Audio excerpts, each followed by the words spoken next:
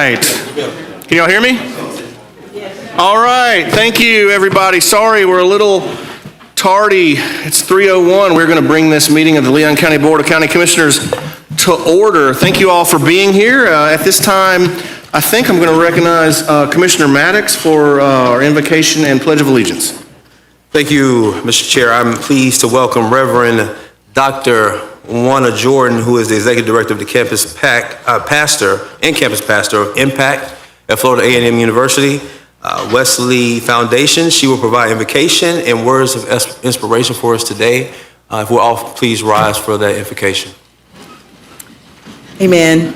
It is so good to be with you all on this day, and as we kick off, particularly at Florida A&M, our homecoming week. And so let us gather to share in these words, this prayer. Wise and loving God, first we want to thank you on behalf of all who are gathered here today. Thank you for the many abundant blessings, for life itself, for the measure of health that we need to fulfill our callings, for sustenance, and for friendships. Thank you for the ability to be involved in useful, meaningful work such as this, and for the honor of bearing appropriate responsibilities. Thank you for freedom to embrace you or reject you, and thank you for loving us even so from your boundless and gracious nature. In your word, you remind us of our responsibilities as citizens to obey the governing authorities as you have established them to promote peace and order and justice. And so therefore, we pray for our county commission today and ask that you grant them wisdom to govern amid the conflicting interests and issues of our times, that you will give them a sense of the welfare and true needs of our people and our community, that you will have them to have a keen thirst for justice and rightness, confidence in what is good and fitting, the ability to work together in harmony even when there is honest disagreement, and that you will grant them personal peace in their lives and joy in their task. And so we pray for the agenda that is set before them today, and we're praying that you will give them assistance of what would please you and what would benefit those. Awards and presentations, Mr. County Administrator. Oh, I don't need you for that, do I? Do you want to introduce that, do you? I can't remember, man. Listen, this is my last meeting as chair, so we're going to start with our first proclamation recognizing the Chairs Little League 9 to 11-year-old All-Stars team for winning the national title, Commissioner O'Keefe. And we've got our players in the room or coaches. Y'all can join Commissioner O'Keefe at the podium. How about that, man? Yeah.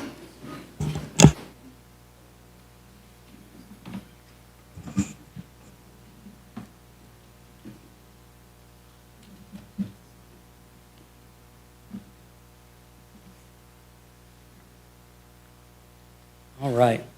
Can everyone hear me okay?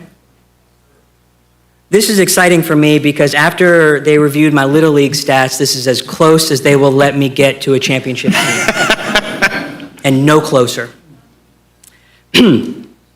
Whereas the Chairs Little League All-Stars 9 to 11 team was coached by manager Alec Del Prado and assistant coaches Matt Prowett, Kyle Pawalczyk, and Brad Bickus. And whereas in July 2025, the Chairs Little League All-Stars 9 to 11 team clinched the Section 1 championship title by defeating the Niceville team. Whereas by becoming the Section 1 champions, the Chairs Little League All-Stars 9 to 11 team earned a spot in the state tournament. And whereas the Chairs Little League All-Stars 9 to 11 team took on Keystone Little League in the state championship game and won, becoming the first Chairs team to win a state championship at any level. You may applause.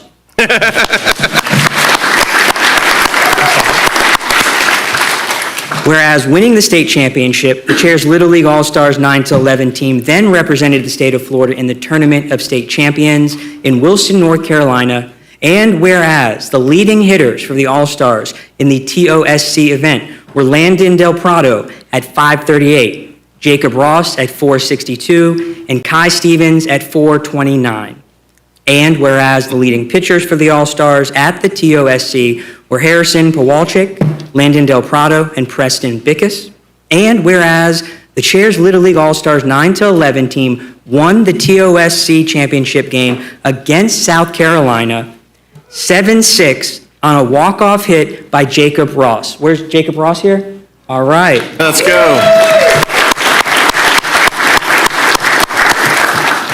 Whereas the Chairs Little League All-Stars 9-11 team is now the only Tallahassee Little League to win a state and regional championship. There's no shade on the other districts. Hey, it's all good, man. Now, therefore, be it proclaimed by the Board of County Commissioners of Leon County, Florida, that we celebrate and honor the achievements of the 2025 Chairs Little League All-Stars 9-11 baseball team and congratulate them for winning the state championship and the Tournament of State Champions dated this 14th day of October 2025, signed by Chairman Brian Welch, all the county commissioners, and County Administrator Vince Long. All right. Where's Coach at?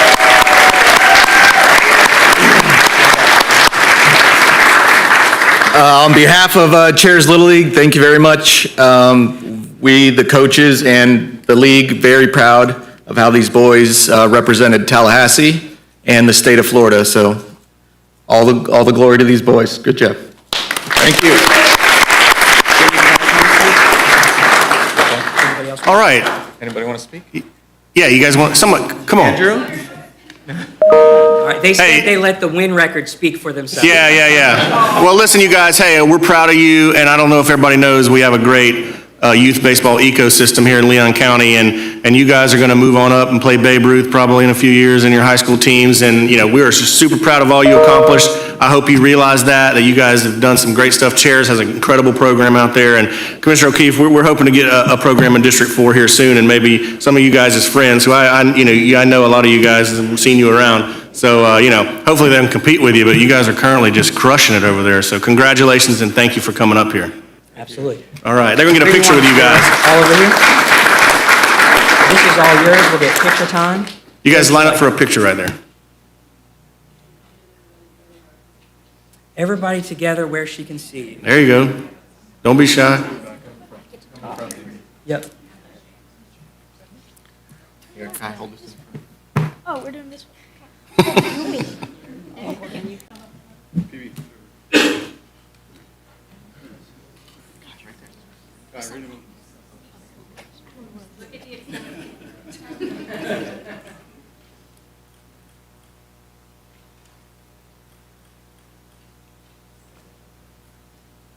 Smile for the moms.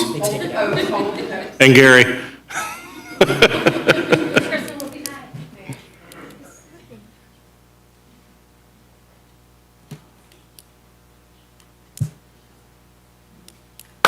All right, congratulations, guys. Commissioner Maddox. Hi. Miss Sue Dick, if you would join Commissioner Maddox at the podium, please, for our next proclamation.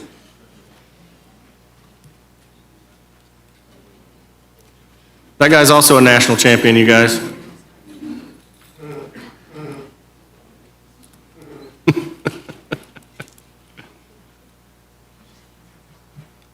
All right. Mr. Chair, Yes, sir.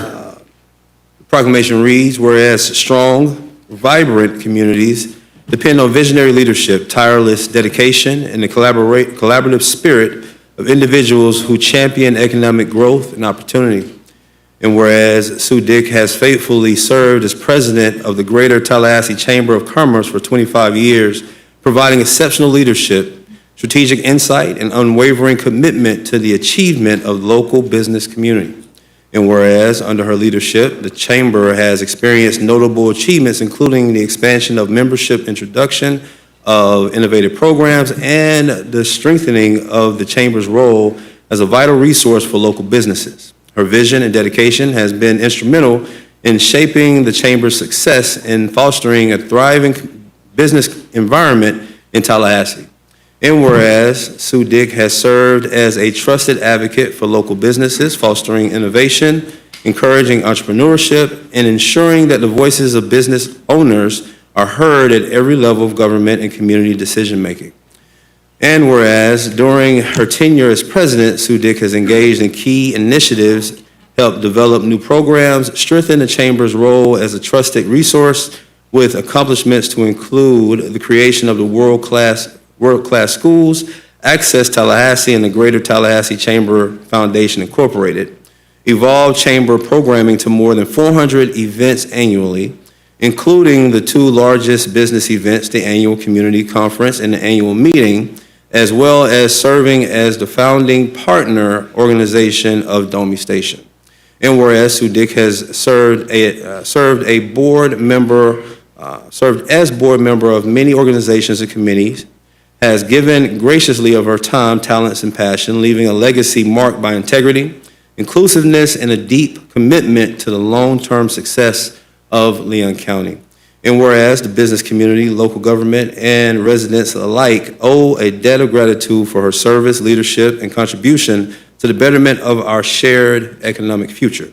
Now therefore be it proclaimed that the Board of County Commissioners, Leon County, Florida, do hereby recognize and applaud Sue Dick for her outstanding service as president of the Greater Tallahassee Chamber of Commerce, and urge all members of our community to recognize and celebrate her exemplary career, leadership, and dedication to making the Greater Tallahassee a thriving place to live, work, and do business. This is signed by the chair, as well as the rest of the commission, attested to by the county administrator. Congratulations.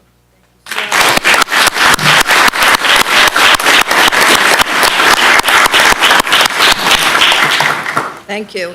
This was supposed to be on the 3 minutes. She would have cut that short by half, I hope. You have as long as you want now. Well, this is very nice.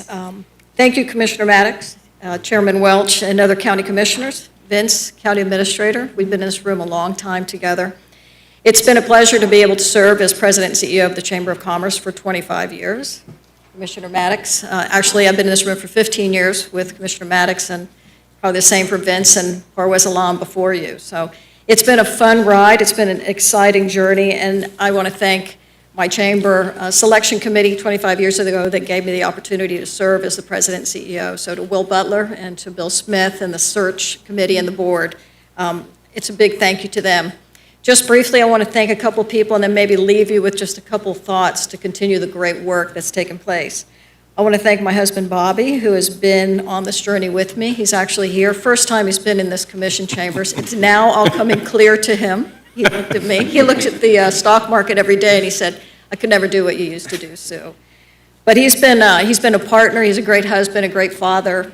And I think he now knows when I would call him from the county commission meeting very late saying, I'm on my way home.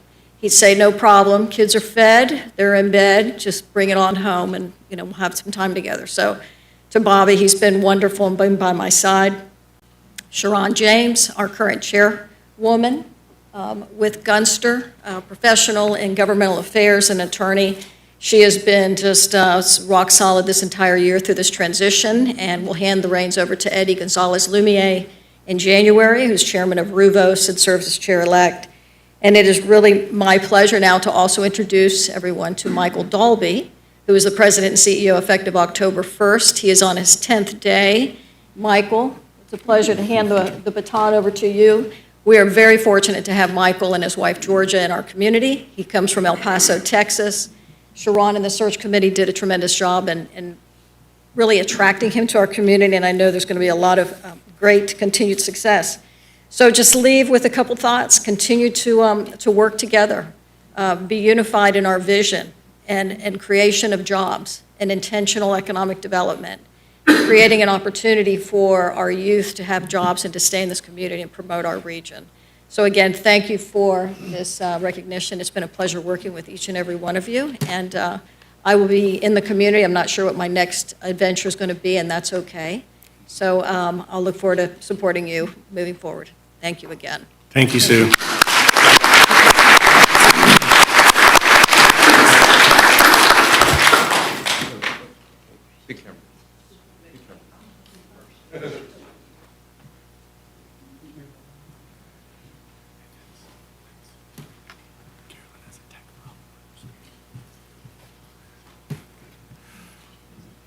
All right, Sue, we've got a couple of commissioners that might want to say a few words to you. Commissioner Minor, you're in the new queue system.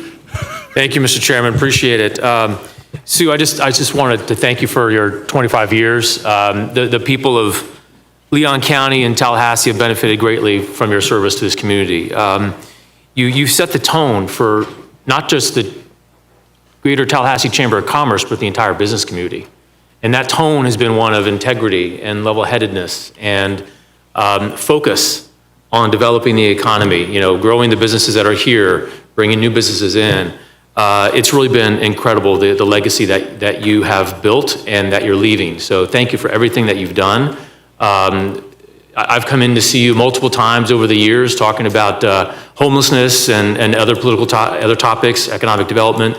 It's really been great to have you there as someone who can provide some perspective on what the community is up to and where we need to go. So thank you for everything. And I hope you aren't leaving Tallahassee. I hope your next chapter will be continuing the legacy that you've left us with. So thank you so much. Thank you, Commissioner Minor. And Sue, I'll just echo Commissioner Minor. I've not been involved in this process for nearly as long as most of the people on the dais, and certainly you and Vince and our predecessors. And in just the short time I've gotten to know you, it becomes abundantly clear to me that your job is often thankless, and people don't really understand the impact that you've had and the influence that you've had on growing our community over the last 25 years. And your longevity really speaks to your effectiveness, and you've had your finger on, the biggest issues that have shaped our community over the last 25 years. Commissioner Proctor being here, a similarly long amount of time, I think that speaks volumes to the impact that you've had. And so I just want to echo our thanks as a county commission. We certainly appreciate that. I think of the Teddy Roosevelt thing about being in the arena, and it's tough and people criticize you. But the truth is, for those of us who have worked with you and who know the impact you've had, it's greatly appreciated. So thank you so much for all you've done for the business community and the nonprofit community and our other chambers, and really helping us try to have a cohesive vision here for how we want to grow our community and create jobs and ultimately give people prosperity. So thank you so much. And thank you, Bobby, for loaning her to our community for so long. We appreciate that as well. All right. Thank you. I'm sorry, Commissioner. Oh, we got a new queue system. I'm sorry. And I just need a beautiful picture of Commissioner Cummings to pop up, and then I would see it. That's the way I see it. I don't see your name. All right, go ahead, Commissioner Cummings. Okay, thank you. Thank you, Mr. Chair. I would be remiss, Sue, if I didn't have something to say on your retirement. You and the chamber certainly embraced me even from the beginning. I want to just thank you for your incredible leadership in the business community, which has certainly benefited all of us here in this community. So I wish you and your husband well in your next endeavor, and may God continue to bless you for all the service that you have provided unselfishly to our community. Thank you. We love you. Yes, thank you, Commissioner Cummings. Commissioner Caban. Thank you, Mr. Chair. Sue, I appreciate all the work you've done the last few years, and two things that are really important to me. One, on a personal level, I appreciate in 2021, when I started getting involved with the chamber, you welcoming me in with open arms. And two, the week after the May 10th tornadoes, I remember that morning, you and I were speaking on the phone, and we were talking about the concept of Team Leon and wanting to help local businesses. And when that ultimately, passed this board and helped, dozens of individuals, hundreds of individuals and dozens of businesses in Southwest Leon County. And I can say that wholeheartedly. I don't believe we would have put that to fruition without the support and your leadership at the chamber. And so I appreciate that sincerely. So thank you, Mr. Chair. Yes, sir. Thank you, Mr. Thank you, Mr. Vice Chair. And Mr. Chair, if I might. Yeah, go ahead. I would like to say that, so there's a women who influenced my political career, two of which that when I think about how they influenced me, it was through their silence. But the fact when they spoke, they didn't speak loudly. It was very monotone, but they said things that would make you think, things that would make you move. First one was the late Jane Sauls. She would sit up there and she would say things when she needed to say them, and no more than she needed to say. But the things that she said made you move? And the second one actually is Sue Dick. I've never heard Sue raise her voice. I've never heard her speak more than she needed to. But again, when she said things that she said didn't just make a few people move, it made a community move. And that is a powerful thing to do. And so I was sitting here as I was listening to you all talk about her and thank Bobby for the time that he's given us with her. I can only imagine what it's like being her husband when she has those few things to say that make you move very quickly. But to be in all seriousness, Sue Dick is a legend in this community. The work that she's done with the chamber and the way she's led is one that can be imitated time and time again, but never be quite as good as she's produced for us. Look forward to our new leader. A lot of pressure there. It's kind of like coming after Bobby Bowden, what you do. But we believe in you. Yeah. But she's done a great job, and we appreciate who you are for this community and the fact that you're going to stay and continue to work in this community. Thank you. Mr. Chair, now I have the opportunity and the distinct Hold on one privilege- second, Commissioner Yes. Maddox. The county admin wanted to hop in real quick. Okay. Thank you, Mr. Chairman. Commissioners, you know, I don't normally do this, but this is a special occasion. Sue, let me just say, Sue's raised her voice at me lots of times. I don't know about, but Sue, I just want to thank you on behalf of all the men and women of Leon County. You know, sometimes chambers and local governments have adversarial relationships, but it's never been like that with you under your leadership. I can't, tell you how many trenches we've been in over the years, and you really develop true, genuine relationships over that period of time, and certainly that's the case with Sue, and it helps you get through the really tough issues that you work with. And whether it's been a minor tweak to a permitting process or $1 billion sales tax extension, Sue and her team have always been there for us at Leon County, and we can't thank you enough. And your mark is going to be felt on this community for generations, and there's not many people that can say that. And so I just wanted to thank you, Sue. All right. It's All very right, fitting Commissioner that Vince would speak because Sue whispered in my ear when she started, Vince had color in his hair. I'm just kidding, she didn't say that. Now I have the privilege and privilege of presenting a proclamation to Reverend Pastor Rudy Ferguson, a brother and friend of mine. Come on up and bring your family with you if you like.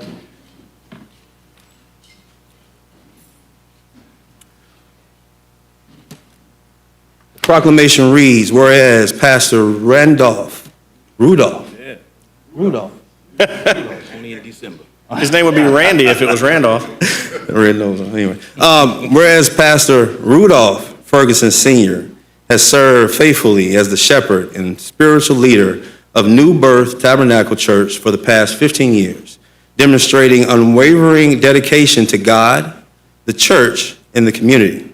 And whereas during his tenure, Pastor Rudy Ferguson has provided compassionate pastoral care, inspirational sermons, and visionary leadership, helping to grow and strengthen the spiritual lives of countless individuals and families. And whereas under Pastor Ferguson's leadership, New Birth Tabernacle has expanded its ministries, deepened its outreach efforts, and become a beacon of hope, love, and service in the community. And whereas Pastor Ferguson has consistently worked beyond the walls of the church to engage with the broader community, serving as the president and CEO of Frontline Project, Inc., which is best known for awarding 10 graduating high school students with a $1,000 scholarship. And whereas he has received numerous awards, including the 2015 Church of the Year Award, the 2016 African American Icon Award, and the 2017 Community Service Award from the Significance Youth Conference, just to name a few. The 2018 Juneteenth Freedom Award and the 2019 Men Who Support Women from the Leon County Democratic Women's Club. And whereas Pastor Ferguson's life of service is a testimony to the power of faith, humility, perseverance, and love, and stands as an example to all who seek to live a life of purpose and meaning, he remains a respected national leader in nonviolence and youth advocacy, working tirelessly to bring meaningful change and and earning the respect and admiration of both parishioners and community members alike. Now therefore be it proclaimed that the Board of County Commissioners of Leon County, Florida, do hereby recognize and honor Pastor Rudolph Ferguson Sr. for his 15 years of faithful and dedicated service to the New Birth Tabernacle and Praise Church and to the greater Leon County community. This is signed by the chair as well as the rest of the commission and attested to by the county administrator. Congratulations, sir.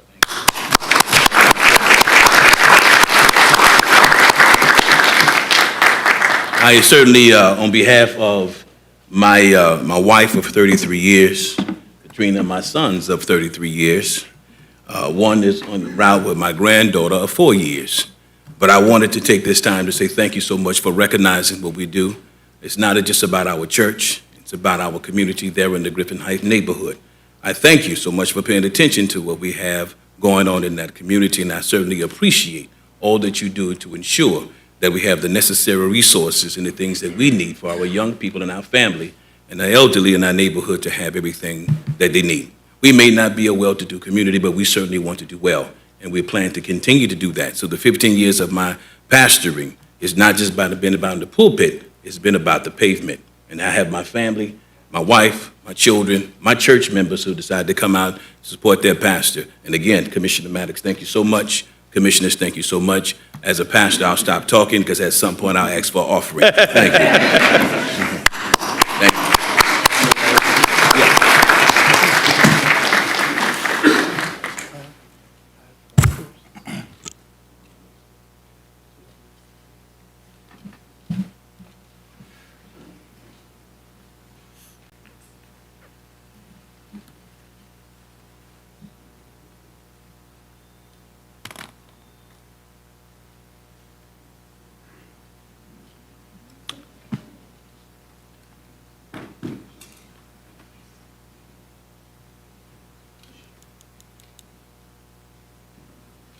All right, Pastor Ferguson, we've got a couple of commissioners that would like to say a few words for you. Thank you. Commissioner Cummings, followed by Commissioner Minor.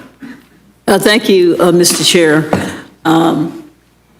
Reverend Ferguson, I just want to say that that proclamation is certainly well-deserved. You're not just a pastor of New Birth Church, but you're a community leader right there in your community where you have lived all your life. So we certainly love you. We respect you for all your leadership there. You're concerned about the least of these. Whenever there is a shooting in the neighborhood, you're always on the scene.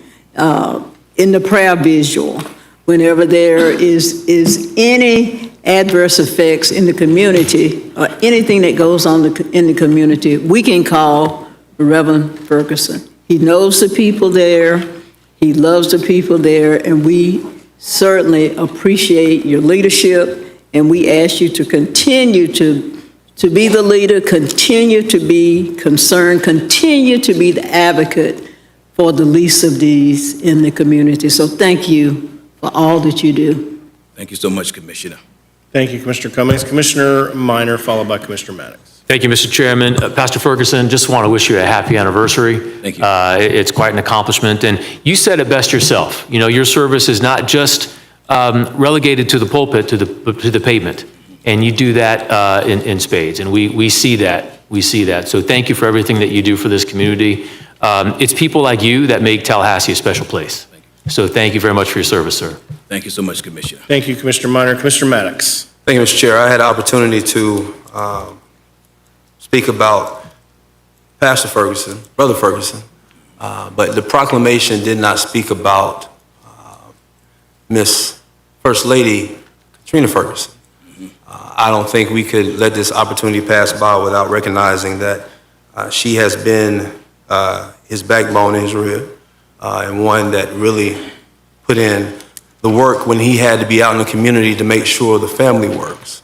And what I can tell you about her, Pastor Reverend Rudy Ferguson and that family is that those boys have done well by them, and it's something they can be proud of. And so I wanted to recognize my brother, Pastor Ferguson, but also his bride, First Lady Ferguson, and for what they've done for this community and for the example they've been to our community of what a good family could look like, should look like, and what it looks like to raise strong boys in our community. So I wanted to put that on the record as well. Thank you for what you've done, and we look forward to what you'll continue to do in the future. We wish you 50 more years of success as our pastor and leader in our community. Thank you, Mr. Chair.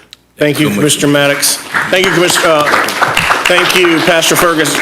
Pastor Ferguson, I'm gonna wish you 30 more years of service. He only gave you 15, I'll give you 30.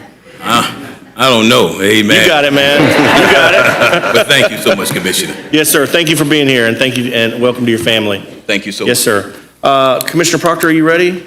Yes, sir. Commissioner Proctor, you are recognized to give a proclamation recognizing October as Domestic Violence Awareness Month. If there's anybody here, yes, please join Commissioner Proctor at the podium. Mr. Chairman, members of the dais, ladies and gentlemen, Dean Stith, Mrs. Stith, God bless you all. Glad to see you all. Pastor Ferguson, Ms. Ferguson. I need you to understand that as I get older, I try to be like the Lord. I may not come when you want me, but I'm always right on time. And as you can see, I'm practicing that.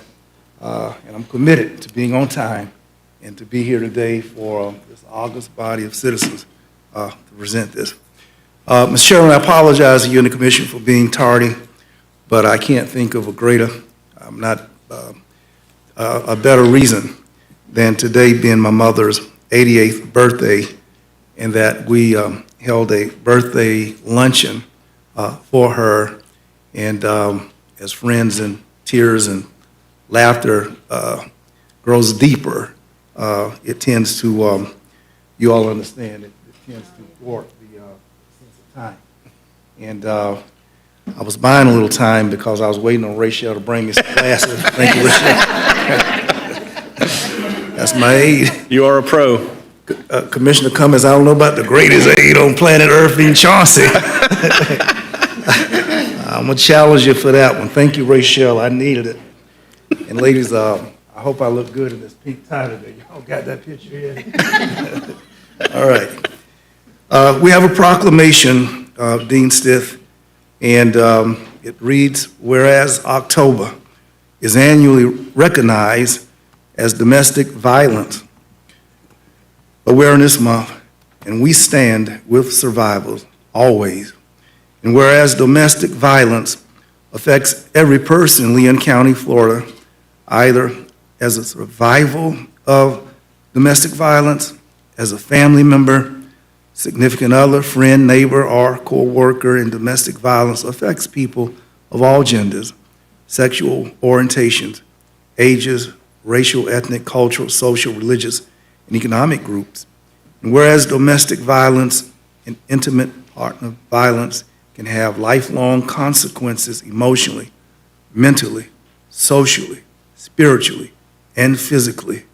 And whereas although progress has been made toward preventing and ending domestic violence and providing support to survivors and their families, there is still a need to provide resources, education, awareness, and understanding of domestic violence and its causes.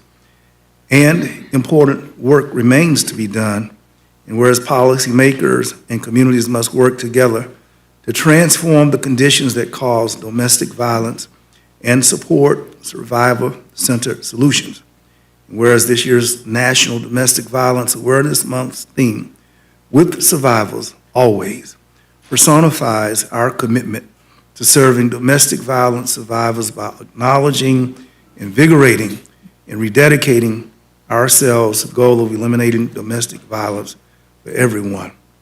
Two more graphs. Whereas the Domestic Violence Coordinating Council, Commission on the Status of Women and Girls, and the Oasis Center for Women and Girls, and many other community partners, programs, professionals, and advocates of nonviolence have joined together with Refuge House to support each other in our work and to provide Leon County and our citizens with a well-coordinated community response to domestic violence.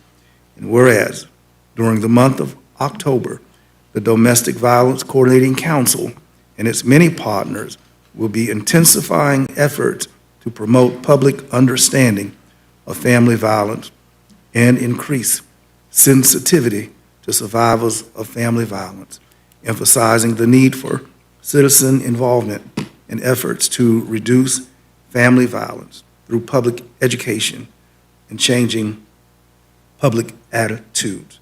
Now therefore be it proclaimed that the Board of County Commissioners, Leon County, Florida, do hereby recognize October as Domestic Violence Awareness and Prevention Month, dated this 14th day of October 2025, and it's signed by all members of the Board of County Commissioners of Leon County, and it is attested to by the county's administrator, Mr. Vincent Long. And we say to you that we stand with you.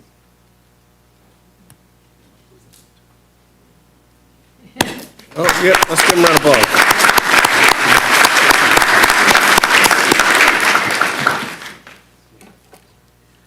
Hi, everyone. I'm Kelly O'Rourke, and I am the director of the Domestic Violence Council here in Tallahassee. And as you know, we represent all of the agencies in town and advocates that work with domestic violence survivors or perpetrators. And behind me is just a small sprinkling of the hundreds of people in this community that do work to end domestic violence.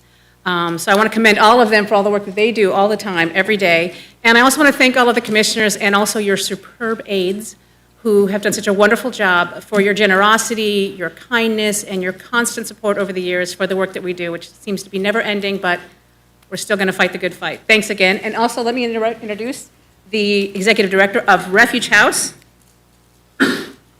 Emily Mitchum. Hello, thank you so much for this. My name's Emily Mitchum. I'm the Executive Director of Refuge House. We serve about 7,000 victims of domestic violence every year at Refuge House. We are very proud to be able to offer 2 24-hour crisis hotlines, 2 emergency shelters, 5 transitional housing programs, an injunction assistance office right here in the Leon County Courthouse, community education, prevention with youth, and counseling and therapy throughout our service area. Our numbers are continuing to rise. We're seeing an increase in people that we can't get into emergency shelter, and it's a crisis in our community that we count on their support to address. So thank you very much. Thank you. Mr. Chairman. Yes, I have sir. the opportunity of a lifetime. All these beautiful ladies want to take a picture with me. I know, it's really like... Don't let that moment slip. Commissioner Cummings and Commissioner O'Keefe would like to speak first, Commissioner Proctor. Hold on one second. Commissioner Cummings, go right ahead. Just very briefly, thank you, Mr. Chair. I just want to collectively thank all of the partners. I mean, you guys just do a tremendous job in coordination of the services for the victims of domestic violence. And of course, we all know that domestic violence disproportionately adversely affects women, which is disheartening. But thanks to the work that you all do, we can see that the needle is moving, and a lot of it has to do with education. We had a great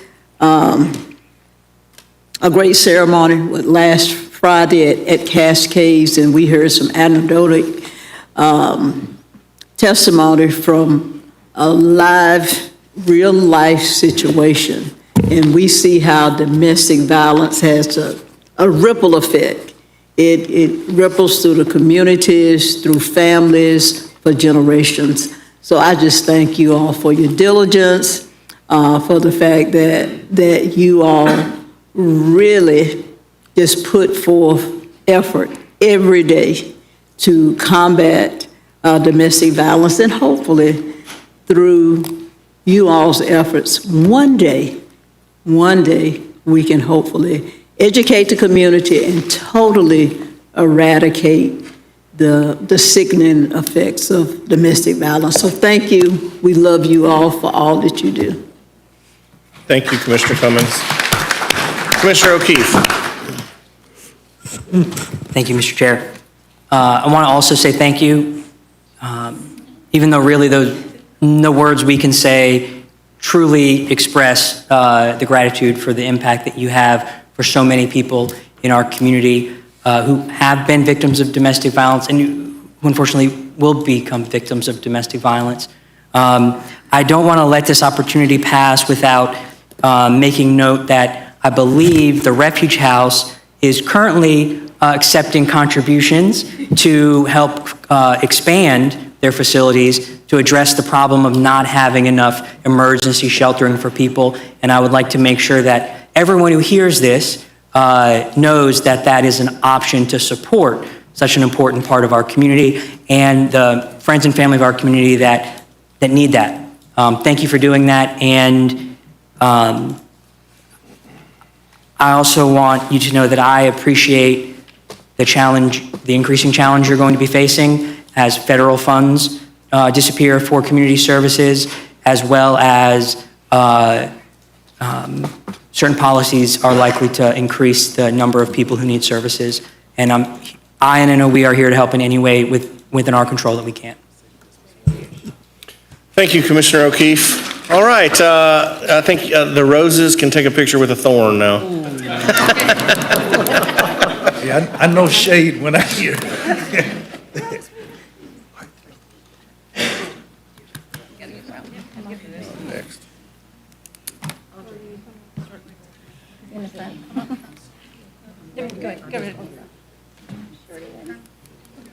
I can get my.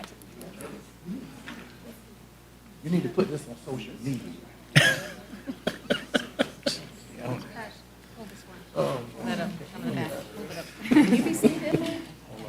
Yeah. Can you see the camera? Yeah. Okay. Mr. Barber doesn't have no film in his camera. Next time I'll wear higher heels than Becky said. I'm blocking that. That she got film. Maybe she picking me got up the film in floor, her but. camera. Thank you. See, the secret to this is that you stand in the middle of the picture so you can't get photoshopped out of the picture. Yeah, that's all good. All right, I've got a couple of proclamations, Commissioners, so I'm going to go down to the podium. If Mr. Carl Hook would join me at the podium, please.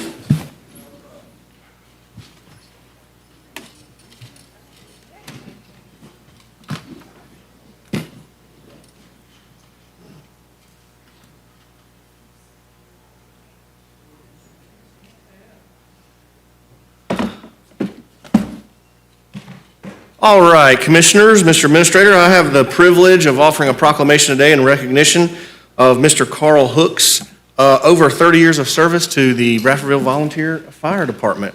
Whereas Carl Hook has served Leon County for 30 years, beginning with the Lake Ammonia Volunteer Fire Rescue Department and later Bradfordville Volunteer Fire and Rescue, where he served as chief and as a firefighter. And whereas Chief Hook was injured in the line of duty, sustaining third-degree burns to his hand, yet continued his service running approximately 7,500 calls in his career. And whereas Mr. Hook has been certified as a Florida State firefighter, holds wildland certification, is currently certified as an EMT, and is deployed to Pensacola for wildland fire response. And whereas he continues to serve as a firefighter EMT with Bradfordville Volunteer Fire and Rescue, and has also served with Chair's Capitola Volunteer Fire Rescue.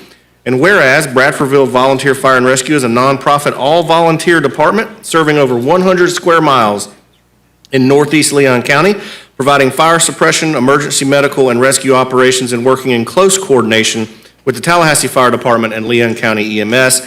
And whereas the department responds to over 820 emergency requests annually, the majority being medical calls. And whereas Bradfordville Volunteer Fire and Rescue's roster includes Mr. Hook among its active firefighters, responders, reflecting his ongoing commitment to public safety in Leon County.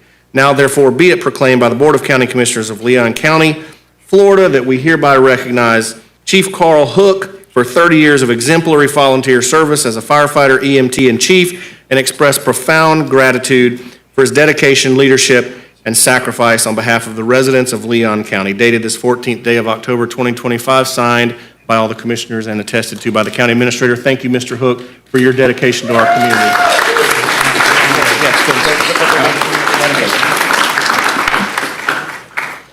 Mr. Proctor, I have to find my glasses also. Thank you.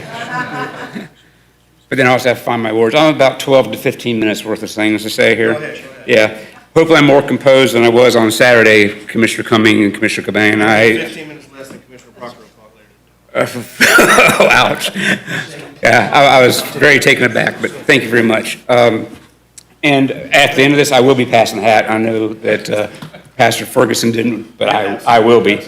But I would like to thank the commission for recognizing my years of service with the community, and that includes Vince Long, who's been with us for probably 30 years as well, and also Chief Chad Abrams with the LCEMS, who've been huge supporters of the volunteer services. It's wonderful to be honored for something that I love to do. It's a passion of mine, and especially serving neighbors in their time of need. But the commission's been very supportive in many ways. Many people don't know that the commission provides us with administrative support, financial support, but they provide our medical director, they provide our communications systems, they provide so many other things, I could list them, but most importantly for me personally in Bradfordville, which I wish you guys were here with me right now, is Station 28 out at County Road 12 has been great. And your future endeavor with building the well and landing zone out in Lake Talcott at the Smith Creek Station, and I think you're voting on that tonight, with forestry. So I think that, thank you very much for that. There's a fantastic piece of support from the county commission. But for brevity, there are some other people I'd like to thank, besides the county commission, who support the 6 volunteer departments. One is the board of directors of Bradfordville Volunteer, as well as chairs volunteer, but all the board of directors who are volunteer citizens as well. They're very important in our fundraising, our recruiting, which all of y'all can come join a volunteer fire department. We'd appreciate it. I mentioned the fundraising, outreach, recruiting, and supporting the operational side of the department. The other group I'd like to support, or not support, but to recognize and thank are my fellow firefighters. I have my chief and assistant chief with Bradfordville here, but all the firefighters. So we work as a team throughout the county, supporting one another, making each other better, and that's key. But most of all, I'd like to thank my wife, Deborah, who's bashful, for 30 years, who's put up with me being running out of the house. She'll spend hours fixing a nice, wonderful dinner, and just as we sit down, the pager goes off, and I come back hours later, and it's cold, and thank you very much for that. Yeah. But, all hours, day and night, family time, and she has experienced me not coming home one time, and so that, sorry, that gets me emotional. So, Deborah, thank you for your patience and support, especially during my rehab. Anyway, I look for many more years of service to Leon County, especially in these tremendous times that we're going through now. I look forward to assisting the board, Vince, Chad, with what we're going through and making it successful. And again, I'd like to thank you for the recognition. So I appreciate it. Okay.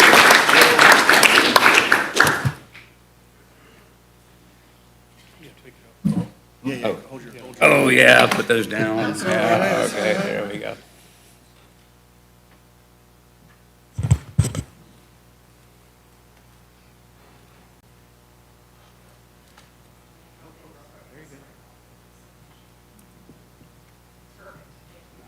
Thank you. Mr. Chair, we have a few speakers in queue. Commissioner Cummings, you've been recognized. Hang up here for a second. Okay. Thank you, Mr. Vice Chair. Thank you, Mr. Vice Chair. Chief Hooks, congratulations on that proclamation. And I had the pleasure of presenting to you the Volunteer Firefighter of the Year Award last year. And what the audience doesn't know is that his peers voted again this year, so for 2 consecutive years, he has received the Exemplary Firefighter of the Year Award this year. So I think that deserves a round of applause. But thank you. We certainly appreciate all your volunteerism and appreciate all the service that you provide to this community. and we certainly wish you and your wife the best in the future. So thanks again. Thank you, Commissioner Cumming. Commissioner O'Keefe? Thank you, Mr. Vice Chair. Thank you, Mr. Hook, and thank you to your family for the sacrifices all of you have made. I want to take this, and I promise I have not talked to Mr. Hook. He did not tell me to do this, but I would like to make sure that we remember when the budget comes around that we fund some of what the volunteer firefighter departments do, not all of it. They also have to raise private donations for much of it. And as we look at increasing costs all across the board, let's not forget what these for free volunteers do for us in serving our unincorporated areas. Thank you. Is this where I pass the hat? No? That's it, yeah. All right. Thank you, appreciate it. All right. Commissioners, I've got one more proclamation. Oh, you're welcome. Edward and Secretary Osceola, please join me at the, what do we call this, a lectern, podium, lectern? All right. All right, Commissioners, I have the honor of presenting a proclamation today recognizing the Miccosukee Tribe of Florida. So I'll read the proclamation and we'll have a few words. Whereas the Miccosukee Tribe of Indians of Florida have lived in Florida since time immemorial, whereas their ancestral range once stretched from Georgia to the Keys with heartlands around Lake Miccosukee in present-day Leon County, and whereas General Andrew Jackson's 1818 campaign during the First Seminole War destroyed Miccosukee towns around Lake Miccosukee, forcing the tribe to disperse under leaders, oh boy, can I just say John Hicks? Okay, Tecumseh Imafla, John Hicks, Tuscanheat, man, I feel terrible about that. Oh, you're gonna, here, come on, Secretary, you say it. Come on right up, come on. I'll get you the lesson after. Okay, I'm gonna skip those. Tiger Tail, I can read that one. And whereas Tiger Tail and his band remained in the Tallahassee area until the Second Seminole War, during which Tiger Tail met Governor Call in battle. And whereas, following the Seminole War's end in 1858, only a few hundred Miccosukee and Seminole survived in the Everglades. And whereas in 1962, the United States formally recognized the Miccosukee Tribe of Indians of Florida for their perseverance and diplomacy. And whereas Leon County encompasses Miccosukee ancestral lands, including sacred sites such as the Letchworth, Love, and Lake Jackson Okeechobee mounds. And whereas the Miccosukee people have contributed socially, politically, and economically to this region, stewarding its lands for centuries.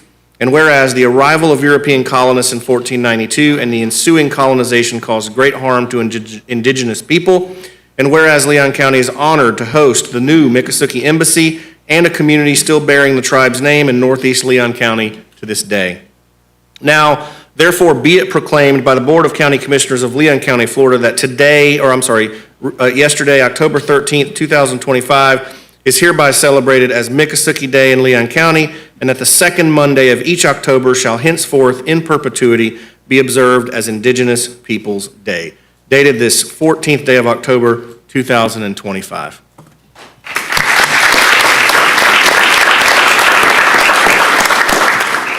Shanabasha, thank you folks for having me up here. First, I just want to say it heartens me as a fellow citizen to see you folks choosing to exercise the great power and great responsibility of your government in a manner that truly allows all of us to thrive. And with this proclamation, to me, it symbolizes so much when I think about the history of the tribe and everything we've been through. And for those who aren't aware, the Miccosukee tribe is one of Florida's 2 tribes and one of only 2 unconquered tribes in this land, us and our cousins, the Seminoles. Together we fought in the Seminole Wars, and that's when we got pushed down south. But I find myself here today in front of you folks, and to me, it's something I never thought I'd see, honestly, as a Miccosukee. So thank you folks for opening my eyes to a whole new reality.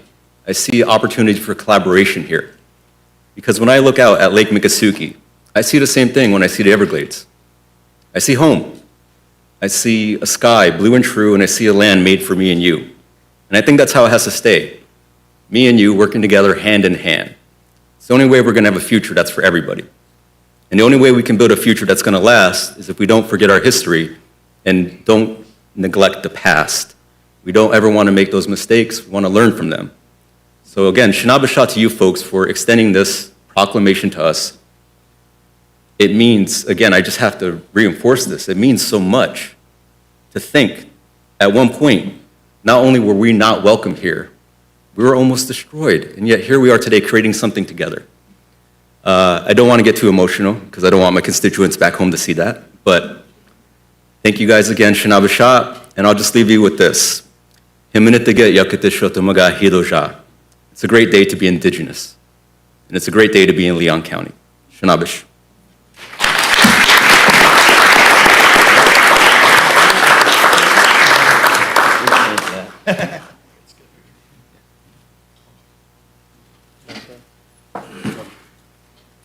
Commissioner O'Keefe, you've been recognized.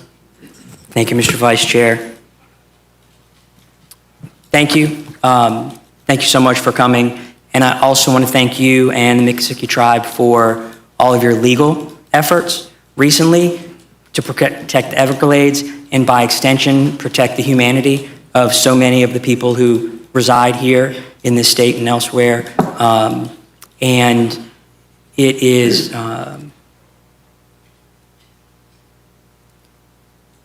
having trouble finding the words to adequately describe it, but thank you for standing up for so many people that are beyond the bounds of your tribe and our environment. Thank you.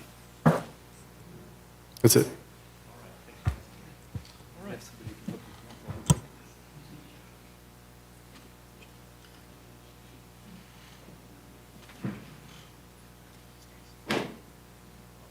Mr. Chair. Mr. Chair, we have one more.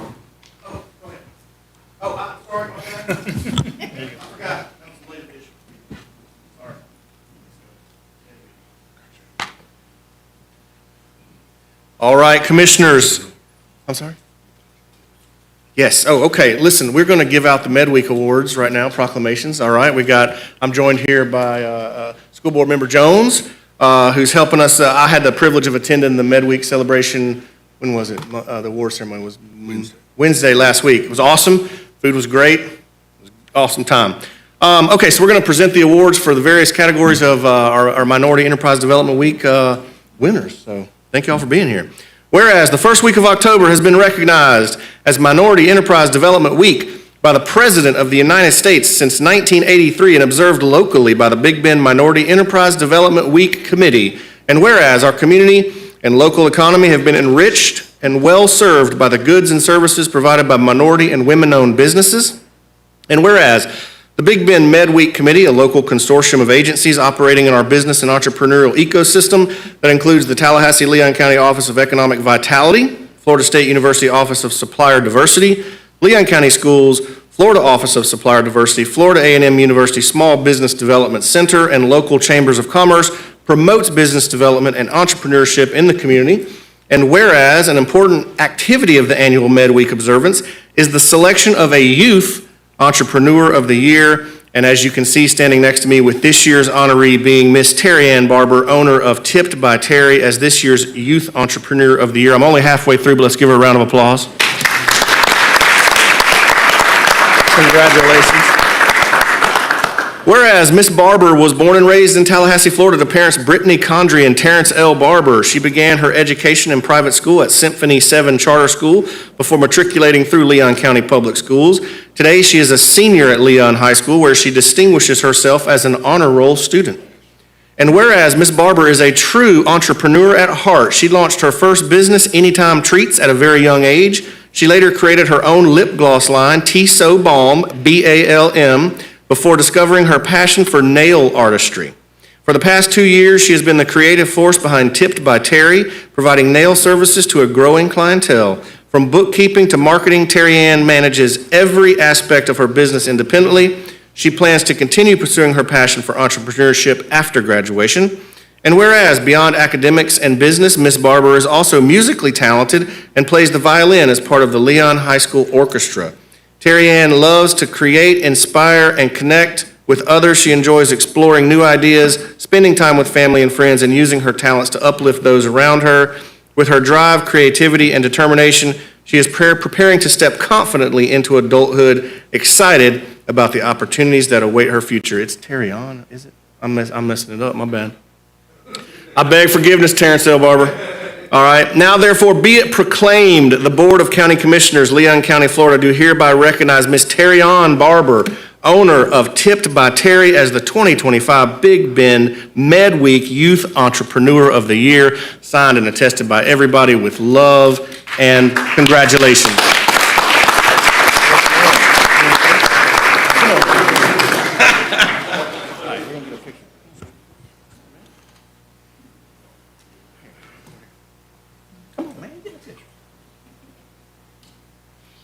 Mr. Vice Chair, for my well-deserved honor by a outstanding young lady that's very, very talented. But as you all may know from the Barber family, entrepreneurship runs in her family. And so I look forward to what she'll do in the future, proud of what she's done so far, and impressed with all of the talents that she has, not just in entrepreneurship, but to play the violin and everything that you're doing. Honor roll student at Leon. You are a outstanding young lady. Look forward to what you're going to do. Make us proud. Thank you, Mr. Chair. Commissioner Cummings? Thank you, Mr. Vice Chair. Ms. Barber, I just want to congratulate you as the Youth Entrepreneur of the Year. I tell you, I see a bright future for you. Just keep up the good work, and I want to congratulate your dad for having such an amazing daughter. So hats off to you, and we know that you will continue to do well, and you certainly have our best wishes from the Leon County Commission. Thank you. All right, Terry Ann not only making her dad look good, she's making all of us look good. Okay, start here or there? Okay, all right, next up, whereas in 2025, the Big Bend Med Week Committee has selected Mega Ace Media and its founder and CEO, Vaughn Wilson, as the Minority Business Enterprise of the Year in recognition of the company's enduring impact and Wilson's steadfast commitment to advancing both media excellence and community empowerment. Whereas Vaughn Wilson is a seasoned media executive, producer, and storyteller with more than 25 years of experience spanning journalism, multimedia production, live event management, and collegiate athletics communications, who launched Mega Ace Media LLC in 2019 after distinguished service as Director of Communications for Florida A&M University Athletics. And whereas under Mr. Wilson's leadership, Mega Ace Media has grown from resilience during the challenges of the COVID-19 pandemic to a flourishing enterprise, strengthened by early support from the Office of Economic Vitality and the Big Bend Minority Chamber of Commerce, and has since become a platform for uplifting other businesses. And whereas recognizing the transformative power of collaboration, Mr. Wilson founded the Black Business Expo Tallahassee in 2021 in partnership with OEV, launching a groundbreaking initiative that has awarded over $56,000 in grants, built strategic partnerships between minority-owned enterprises and major corporations, and positioned Tallahassee and Leon County as a center of innovation, opportunity, and economic empowerment for businesses across Florida and beyond. Whereas today, Vaughn Wilson is celebrated not only for his artistic and technical expertise in media production, but also for his unwavering mission to use mentorship, storytelling, and partnership as tools to expand opportunity, strengthen networks, and create lasting prosperity for businesses in our local economy. Now therefore be it proclaimed that the Board of County Commissioners, Leon County, Florida, do hereby commend Mega Ace Media and Vaughn Wilson for his remarkable achievements, his entrepreneurial spirit, and his profound contributions to inclusive economic growth, dated this 14th day of October 2025, and signed by everybody. Thank you so much. Congratulations, Mr. Wilson. There you go. Thank you, Chair Welch. I know so many of the commissioners and have seen him so often. I just knew today most people will get up here and talk about themselves, but I want to challenge the commission to continue to support OEV. In 2019, we didn't know where to go. In 2020, the call from Darrell got me here today. OEV offered us a grant, and we got back on our feet. And he said, this is your chance to shine, and you're going to be where you want to be. So from sitting in the living room in 2020 with nothing to do because everything was canceled, no meetings to stream, no photos to take, no videos, until 2023 when Daryl's words came true. There are a lot of times where I've said this business has made it. But when the University of Florida hired us to go to Phoenix, Arizona to stream their national meeting of paleontologists, geologists, biologists, chronologists, and I walk in the room and all of those doctor's degrees had pads and say, "What do you need?" That's when I said, wow. And so I'd like to challenge you all to continue to support OEV because of the outreach that it does got me this award. And of course, my wife has been my right hand. I know Commissioner Minor, my commissioner, had a run-in, not a run-in, had an interaction with my wife because he dared to come to one of our homeowners association meetings and she was complaining about the street light being out. It was a run-in. I'm sure it was a run-in. But I'm glad to say, to the credit of this commission, 3 days later when we came home, It was fixed. there was a light truck pole out there, and that light is now a bright LED light that has continued to shine. Commissioner Minor, thank you for that. So I'd just like to thank everyone, Keith Bowers and OEV. I can't take this time to talk about me, but what they've meant to the Black Business Expo is immeasurable. So that's my message. Continue to support OEV because they support so many.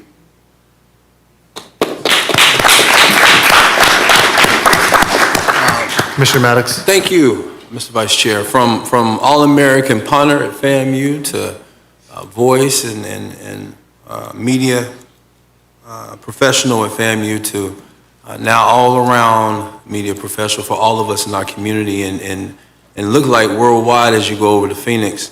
We're proud of what you've done and what you've accomplished. You are, quite frankly, the example of what minority businesses that work with OEV are supposed to be about.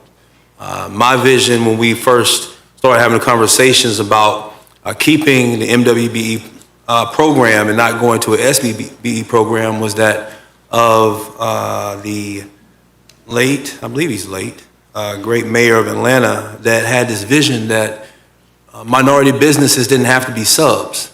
They could be primes. All they needed was the opportunity to grow from subs to primes. And what we've watched you do is exactly that. Mega Ace Productions is not a sub business. It's a business that can operate as a prime in any market across the United States and worldwide. And so you should be proud of yourself. And not to mention the fact that it's a family business. You may not just see Vaughn doing the work. You may see his beautiful wife. You may see his son. You may see his daughter. You may see his sister or niece. Everybody that has been a part of the Wilson family is a part of the Mega Ace business. And so wanted to thank you again for being the example of what a good business can do when they take advantage of our OEV and our MWBE department. Did not want to let this opportunity to pass by also without saying that we understand that you are legacy as well when it comes to entrepreneurship, not just from your father, but as he tells a story from his grandfather, who is Zach Wilson, who his son is named after, who was a man of many talents, who didn't have the education that we all may have, but knew enough and worked hard enough to inspire his young grandson to go on to be a world-renowned media professional and owner of Mega Ace businesses. And so again, congratulations on your accomplishment here, and we look forward to great things from you in the future. Thank you, Mr. Vice Chair. Commissioner Proctor. Thank you, Mr. Chairman. Vaughn Wilson now is serving as special assistant to Governor Lawton Childs, our last Democratic governor. I never told you this. The one person in the state of Florida who Governor Childs consistently said, what did Roosevelt Wilson say about me this week? And every week, bi-weekly, your father graded state agencies in terms of their commitment to minority hiring, administrators in different categories. And out of all the newspapers in the state of Florida and all the writers, Governor Childs never asked me about none of them other folk, but he really wanted to know what did Roosevelt say.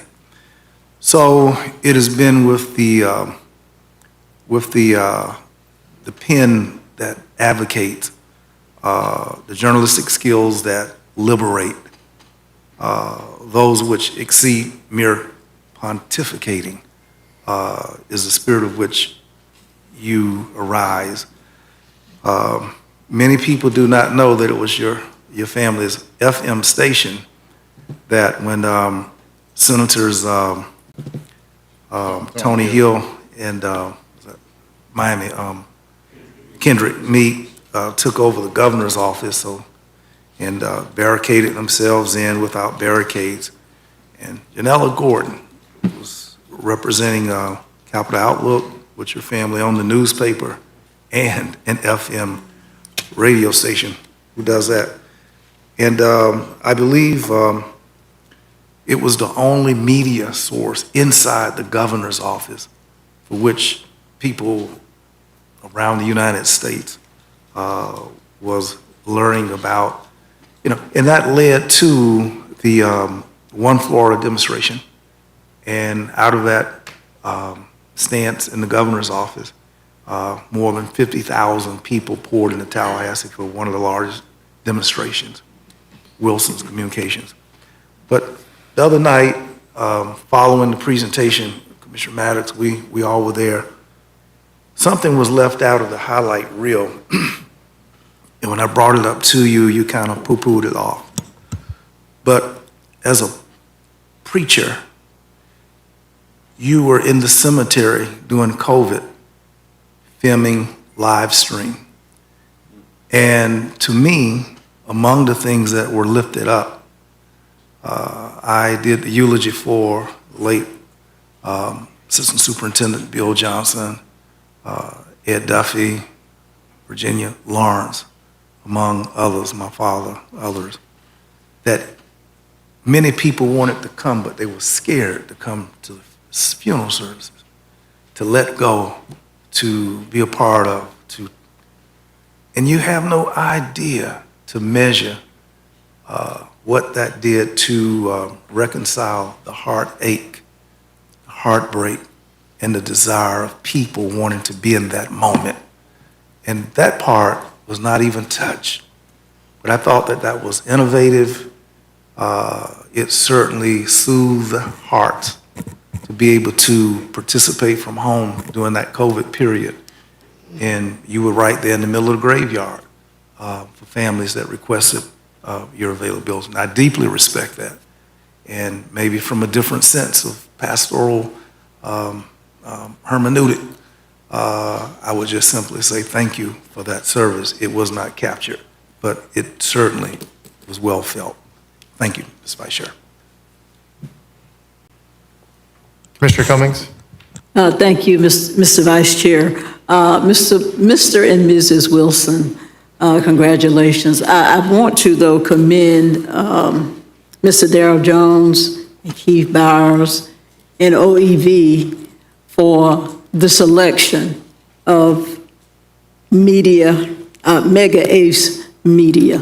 But beyond, I guess, being a producer and a musician, you're also a great writer as well.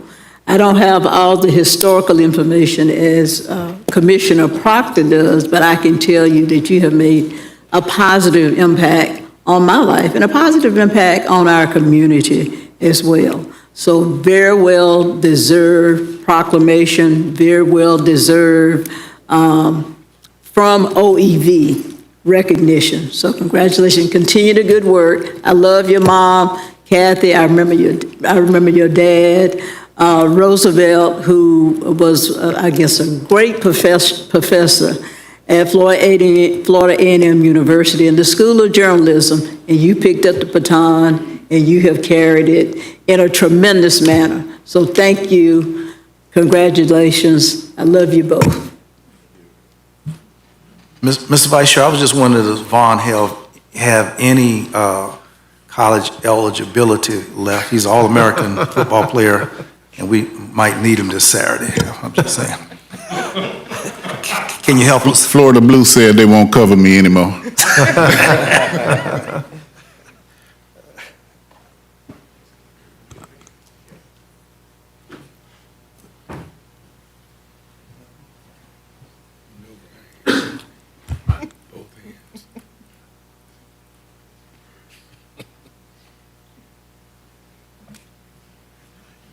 Yes, sir. Mr. Wilson said he hopes they're not punting too much on Saturday. Sorry, okay. All right, and last but not least, we're going to present our last Midweek proclamation. Whereas the heart of this celebration is the prestigious Reggie Roll Economic Development Champion of the Year Award bestowed upon a trailblazer whose leadership and advocacy have advanced equitable economic opportunity and inspired transformational change. And whereas in 2025, this honor is proudly conferred upon Dr. Melvin T. Stith, whose extraordinary career as an academic leader, corporate director, and community champion reflects his unwavering dedication to lifting people, strengthening institutions, and expanding opportunity for all. And whereas Dr. Stith has served with distinction as interim president of Norfolk State University, Dean Emeritus of the Martin J. Whitman School of Management at Syracuse University, and Dean Emeritus of the Florida State University College of Business, where he also held the Jim Moran Professorship of Business Administration and chaired the Department of Marketing. And whereas his distinguished service further includes appointments as Associate Dean at the University of South Florida, visiting professor at Florida A&M University School of Business and Industry, and as a trusted leader on the boards of some of the nation's most respected corporations, including Synovus Financial, Aflac, Rexall, oh my gosh, I lost Sundown, Keebler Foods, and Flowers Foods, as well as numerous nonprofit and higher education organizations.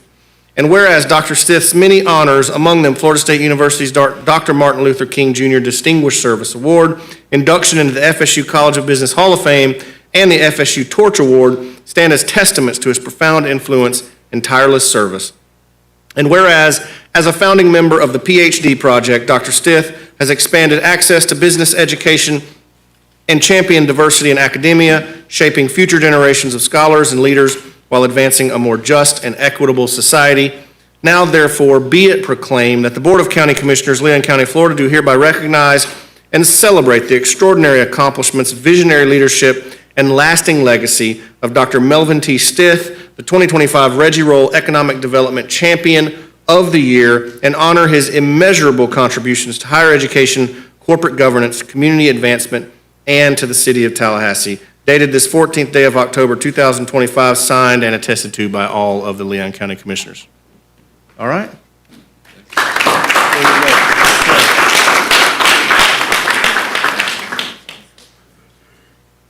Well, thank you very much. This is very meaningful to me because I stand before you not as an entrepreneur so much. I had one chance as an entrepreneur, and I realized that wasn't for me. I burned those documents as quickly as the government allowed me to burn them in my backyard one day. But I thought I could help from an academic perspective. And when we created the Jim Moran Institute to help businesses in the state of Florida, especially in Leon County, in the city of Tallahassee, we thought we could make a difference. And now I stand before you 25 years later. That institute is growing. It's now statewide. And we have helped over 3,000 businesses, as Mr. Moran would simply say, to make more money and to grow. So I thank you for this prestigious award. Anyone who had anything to do with it, I wasn't expecting it, but I will accept it and make sure it has a prominent place in my home where people can see that if you give of yourself, people will recognize what you do when you're helping others. And this whole idea for me being an academician was to help other young men and women to reach their goals and to believe in themselves, and sometimes maybe even when other people didn't. So I thank this commission, and I thank everyone, Darrell and everyone who had anything to do with it. And I thought maybe Darrell did it because we were both members of Bethel AME Church, and he was trying to get me to increase my donation since he is head of the steward board at the church. But we'll deal with him on that privately. But seriously, my wife of 56 years, Dr. Patricia Lynn Stith, is with me, and I want you to know when you know what you know, what you know, and what you want, The first day I saw her at Norfolk State University, I told her I was going to marry her. Aye. And she told me, wait till I'm 22. And I waited, and here we are. So she has been by me every step of the way. And she asked me, I'm getting out. I said, yeah, because I couldn't be here without you. So thank you very much for everyone, and may God continue to bless and keep you.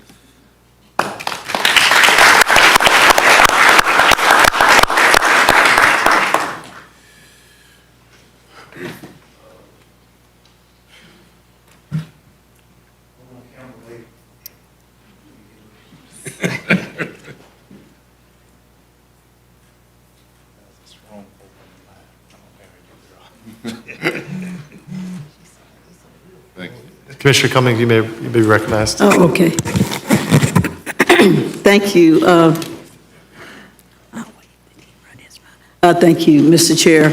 I again want to commend Mr. Darrell Jones and Keith Byers and OEV for their selection of Dr. Melvin Stitt for the Reggie Roll Championship Award. I'd like to, I guess from a personal note, I think I go way back to Dr. Melvin Stitt and Dr. Patricia Stitt years ago when we were raising our children together. It's great to see you guys. I know you're in and out of town, but it's great to see you guys. And certainly, very well-deserved award. Dr. Stitt from the academic standpoint, business standpoint, entrepreneur standpoint, and I think most of all, public service. You guys are great public servants as well.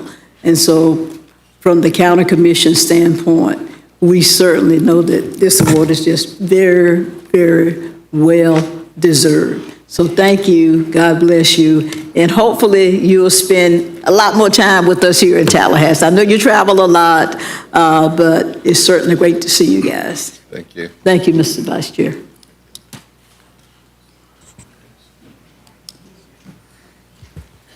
Ms. Vice Chair, I want to weigh in. You're recognized. Okay. First of all, Dr. Stitt, that was a powerful line to tell a young lady, I'm going to marry you, girl. Now, that gets attention, and go ahead and let a sister know the bottom line, where you're trying to go with this thing. And I was just reflecting, I wish I was thinking about, I should have used that once or twice, but I missed out. That's a strong line. I wanted to say that as a member of Bethel AME Church, and next month, concluding my 40th year as an associate minister of the Bethel AME Church ministerial staff. December marks the 40th year.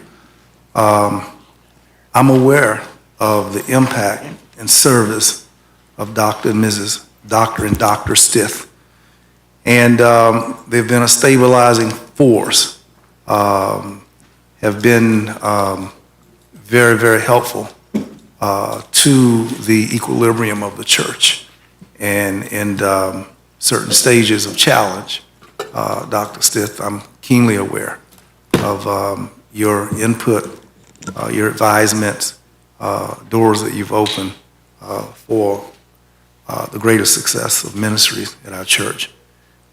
Indeed, the things that you don't see that's not on a bio is the faithfulness with which someone who's well endowed, burdened with many things to do, but faithfully their shadow crosses the threshold of a church every Sunday, faithfully.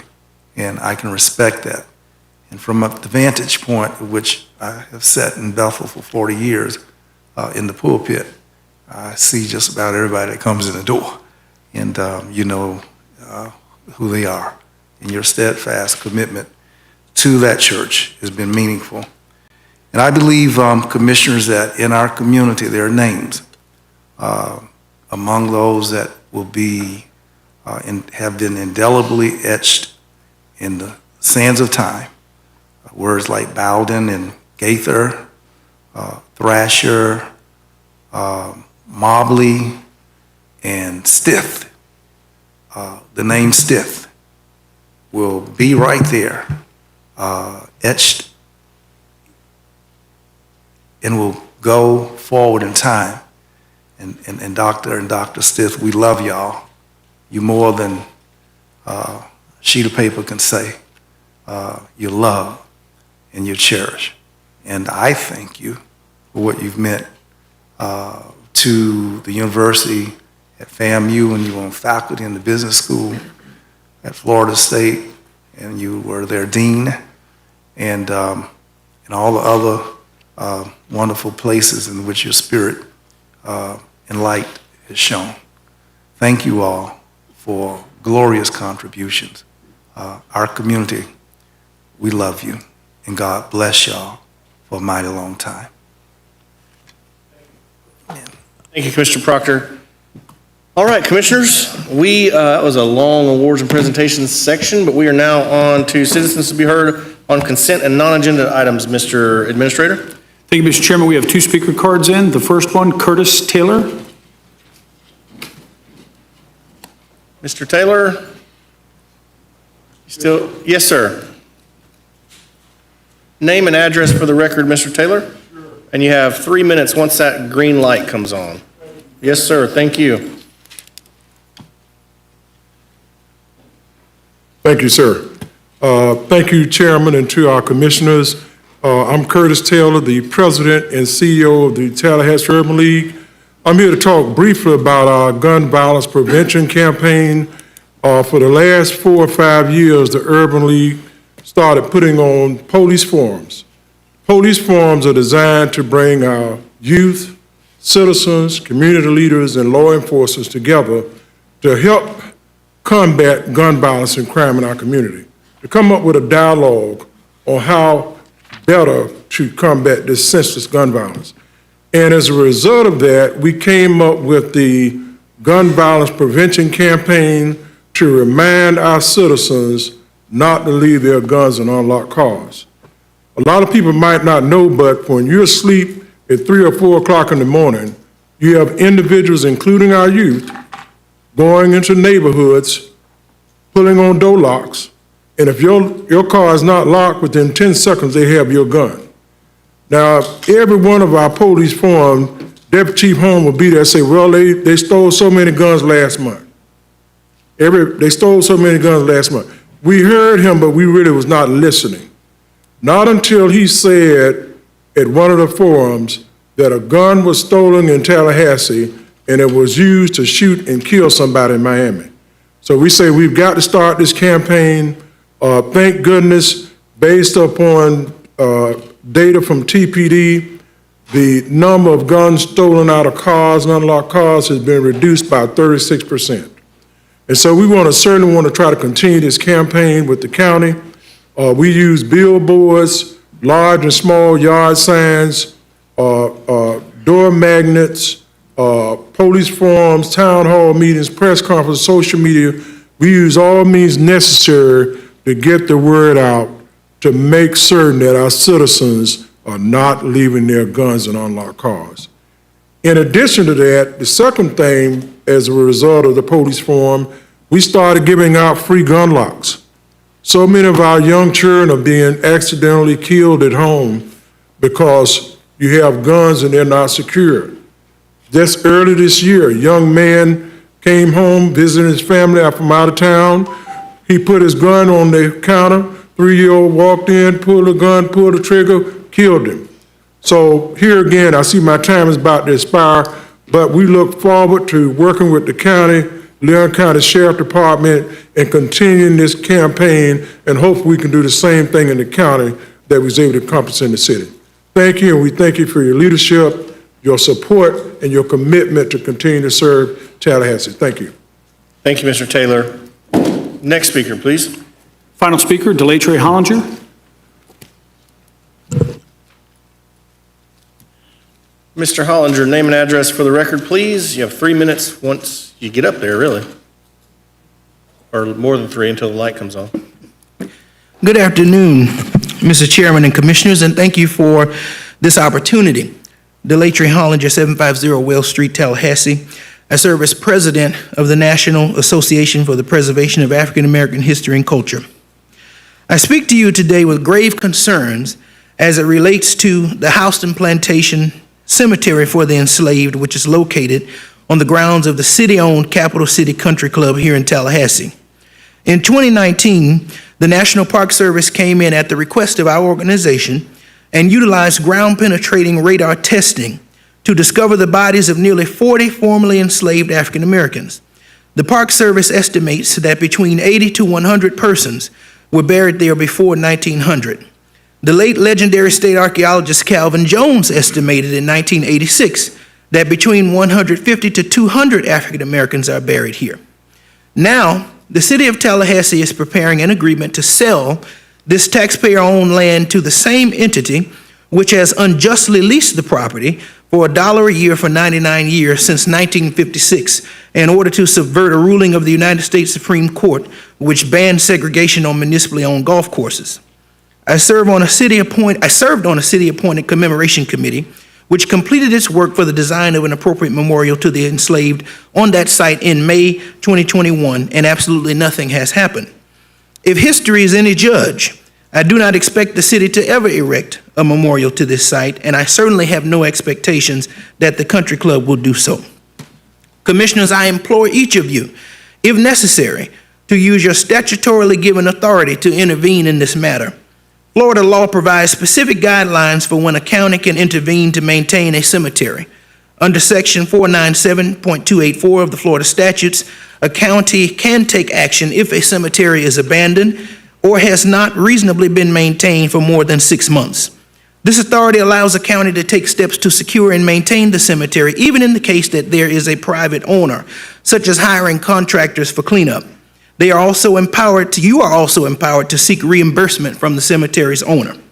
Commissioners, I urge you as county leaders to watch this matter closely. It's abominable for the city to even entertain selling the portion of this property that is a cemetery to the same private lessee that has shown no care or concern for the site since they had knowledge that human remains are present. Such an action would be akin to a posthumous modern-day slave auction. Some have suggested deed restrictions as an appropriate mechanism to ensure the dignity of those who are buried there. I say to you that there are legal ways to get around deed restrictions in Florida, and that such covenants do not guarantee what the eventual use of the property will be, and they are insufficient. Please consider this matter. Thank you for your time. Thank you, Mr. Hollinger. That concludes our speakers, Mr. Chairman. All right, commissioners, we are now on consent. No items have been pulled. Would someone like to offer a motion? Mr. Chairman, I move consent. All right, we've got a motion for consent, seconded by Vice Chair, I think. Did I catch that? Okay. All right, we are in discussion. Commissioner Minor, you're in, or was that just to make the motion? Consent. Okay, all right. We've got a motion and a second. Is there any discussion? Commissioner Caban. Thank you, Mr. Chair. I'll be very brief, and nothing makes our office happier than seeing projects in consent for District 2. And so I just want to give a big thank you to staff. We have in here, we're funding an agreement with the Florida Department of Transportation to get the light at Woodville Highway and Natural Bridge Road intersection, starting that process. And then anticipated volunteer fire station down at Smith Creek Road. We are engaging in an agreement to get a well dug up, which will make it easier for our first responders to access water in case of an emergency. And I know that this has been a long time waiting for that volunteer fire department. I believe it could be like decades that they've been asking for this. So both these projects, very thankful for, glad to see them on consent, and I appreciate the opportunity to speak on this item, Mr. Chair. Thank you, Mr. Vice Chair. All right, seeing no further discussion, we've got a motion and a second for the consent agenda. All those in favor signify by saying aye. Aye. Passes unanimously. All right, I think we're now on to general business.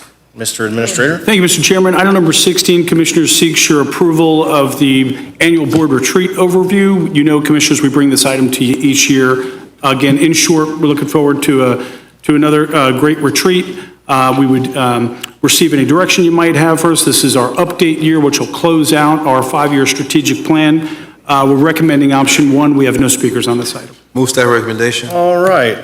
We've got a motion from Commissioner Maddox and a second from Commissioner Minor for staff recommendation. Seeing no discussion, Commissioner Proctor, you don't have to use, you see the new system we got? Yeah, I'm curious about the dark and light I have here, and If you hit that button, the dark button on the bottom, it'll light up your talk thing. Oh, you can't see them? Our monitors aren't. Commissioner Proctor can't see himself on camera. We have to fix it. Oh, you can't see yourself on the camera? can we please do that? You're here. We're working on doing it. Got to pick time. Staff is working on that, I'm being told, but I promise you, you're here. Okay, thank you. Thank you very much, Mr. Chairman. I feel like saying, not so fast here, young people.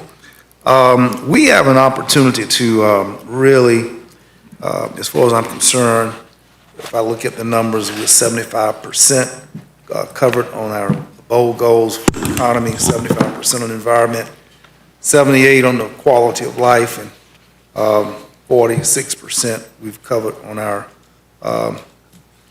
governance. And I would probably suggest that governance may likely be, because we've covered the least ground there, that we put the most time on it. The other areas, I think this is a remarkable progress report of what we can validate as accomplishments.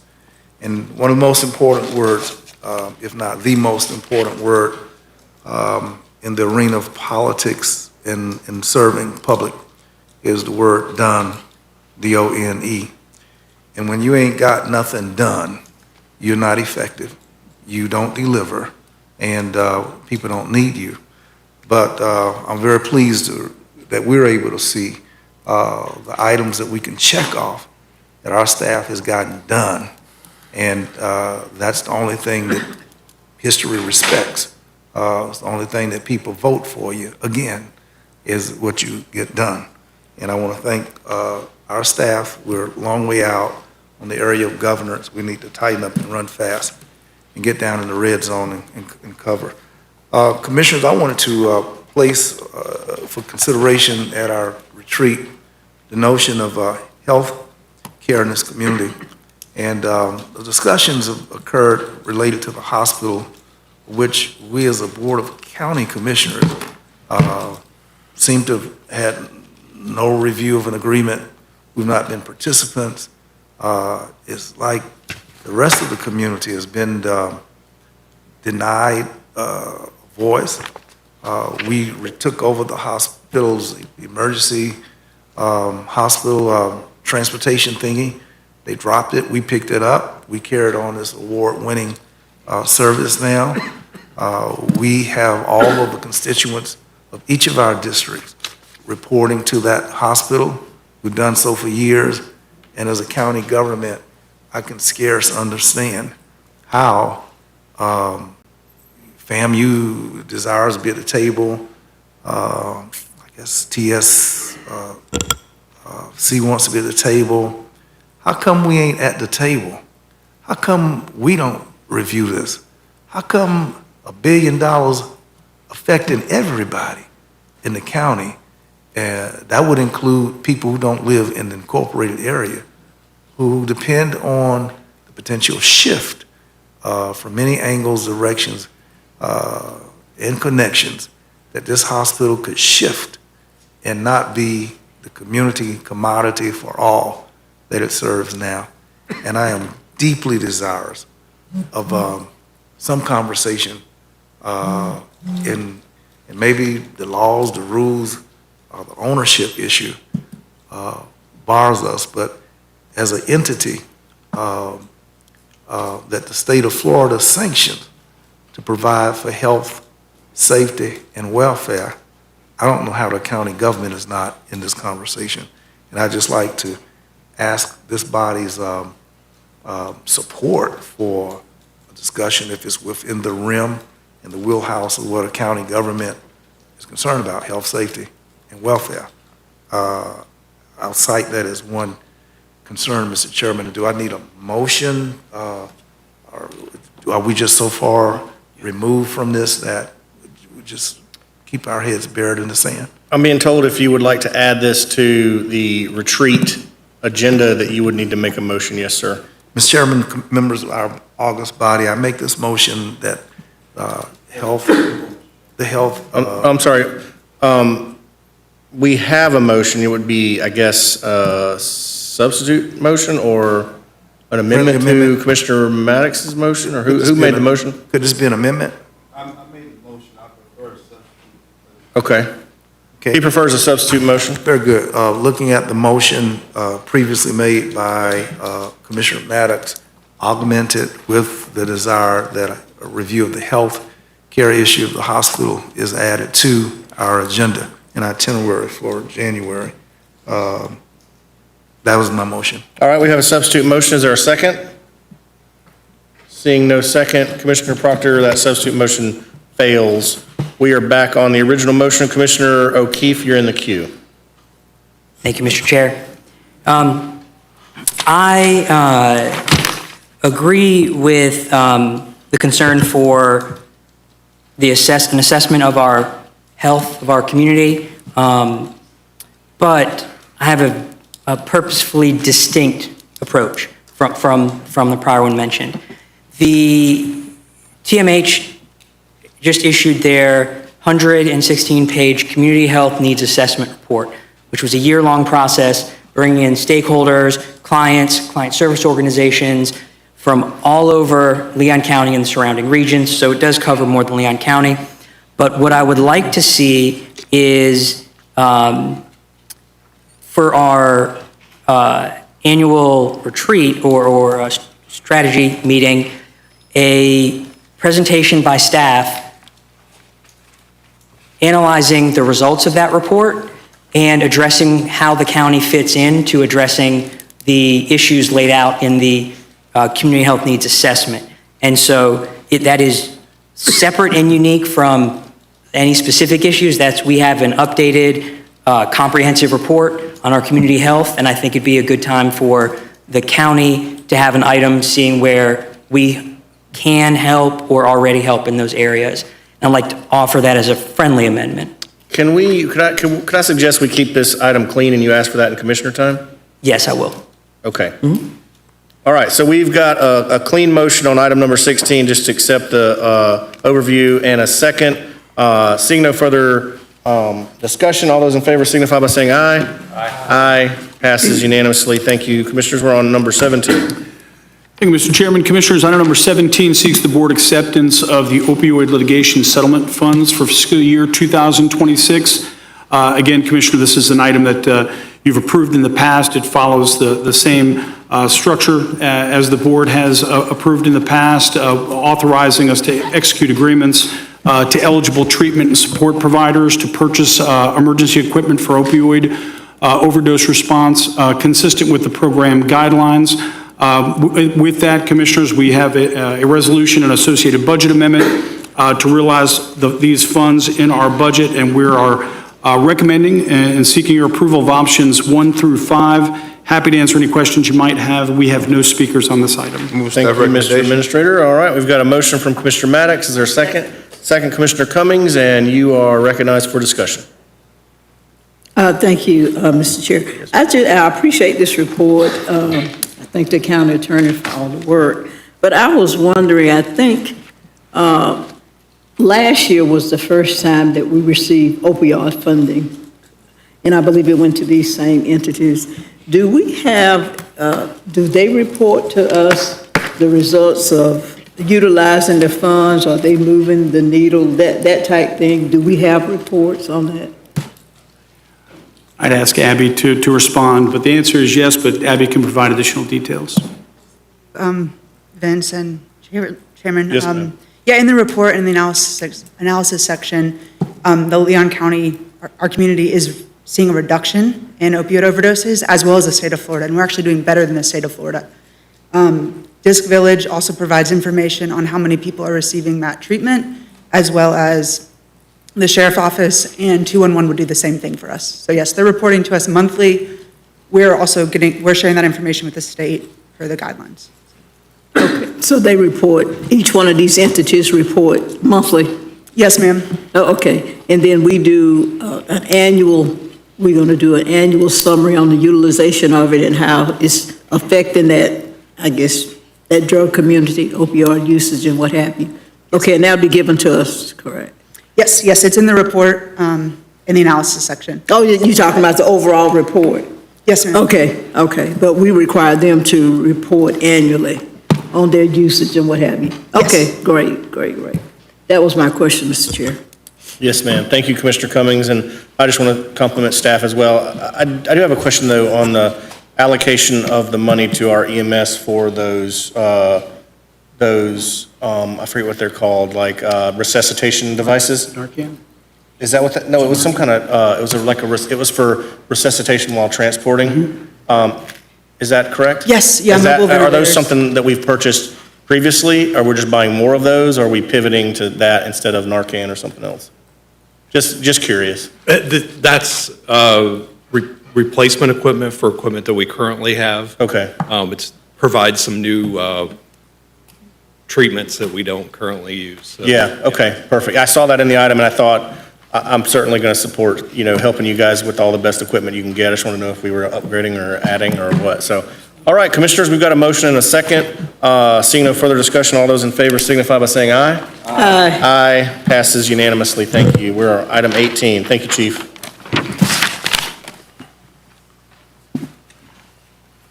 Oh, I'm sorry, Madam Attorney, you got this one. Thank you. Let's go. So agenda item number 18 is the legal analysis of whether to advance to the Citizen Charter Review Committee the question of which entity should operate and maintain the fire department, the city of Tallahassee or the county. While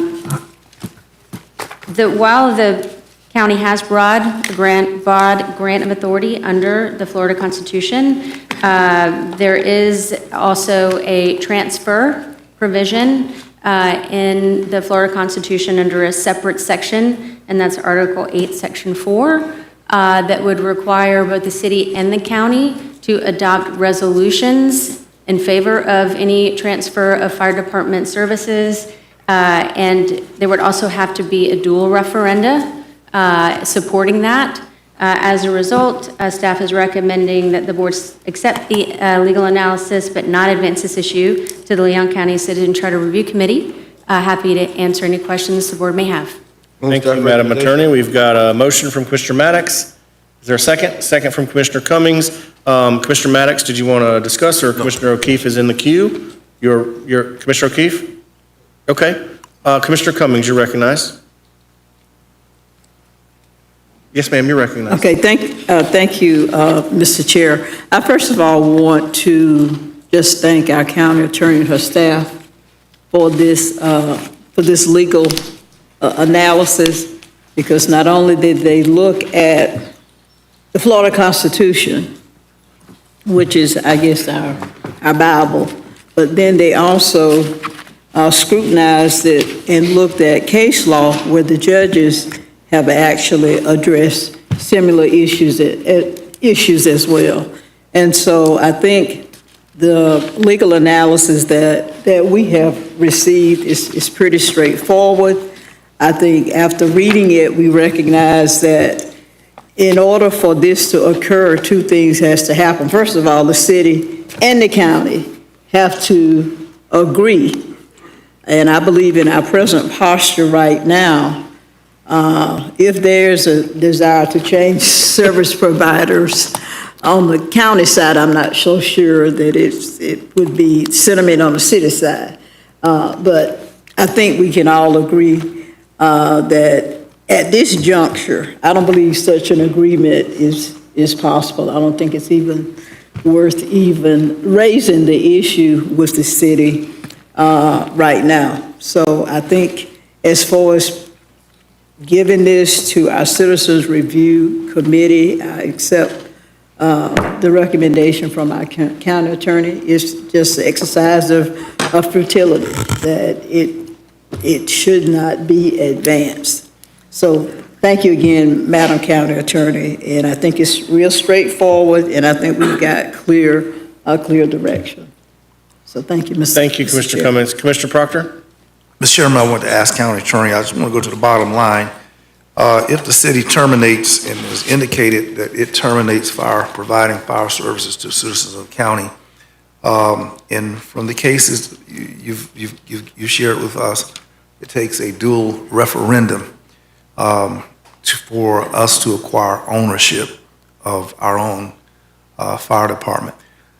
Are we to expect that we have a city that has turned hostile, desires to break the agreement, not honor the terms which we entered into in good faith, and then they terminate us because we disallow them to raise 22% on all of the citizens?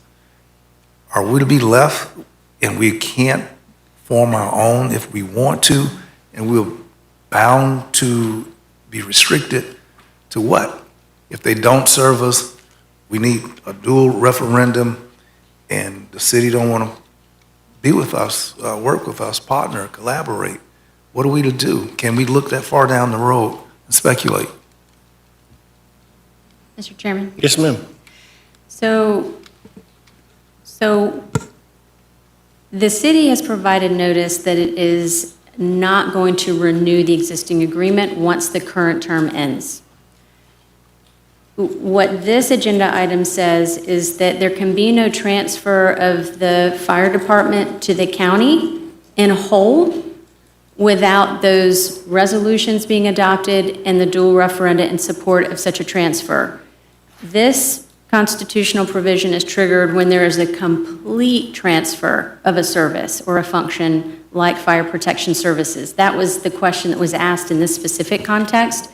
But that doesn't mean that the parties couldn't agree, as they have in the past, to enter into a new interlocal agreement for continued services by the city fire department. I believe administration is going to be bringing back an analysis from a consultant to provide the board with all the potential options moving forward that may be possible if and when our current agreement with the city terminates. But I would defer to Vince on that. I would just add one more thing there, just that there's nothing that the county attorney has covered in the item that prevents or limits the county in any way to determine what the appropriate provision of service is in the unincorporated area.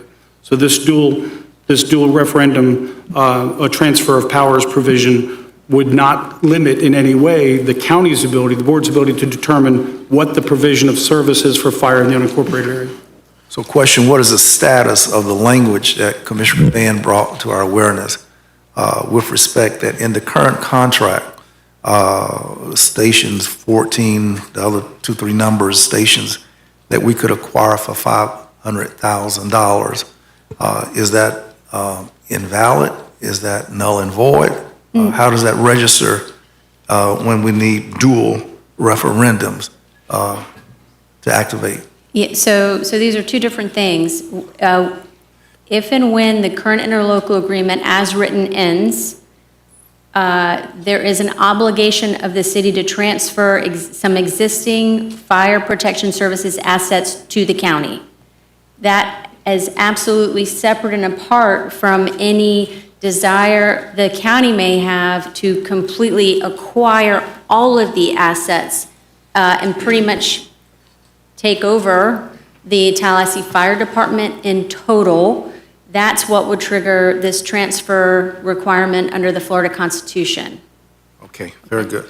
Now, I say, Commissioners, that it's interesting that a mere fire department, and I don't say mere loosely, but there is no dual referendum required to transfer the ownership of the hospital to Florida State and to change ownership. There is no referendum requirement. But here's not only one referendum, but a city and a county referendum required to transfer ownership of a fire department. I'm not saying that a fire department don't count. I am saying that a hospital counts more, but there is no rigid standard required for the transfer of ownership of that.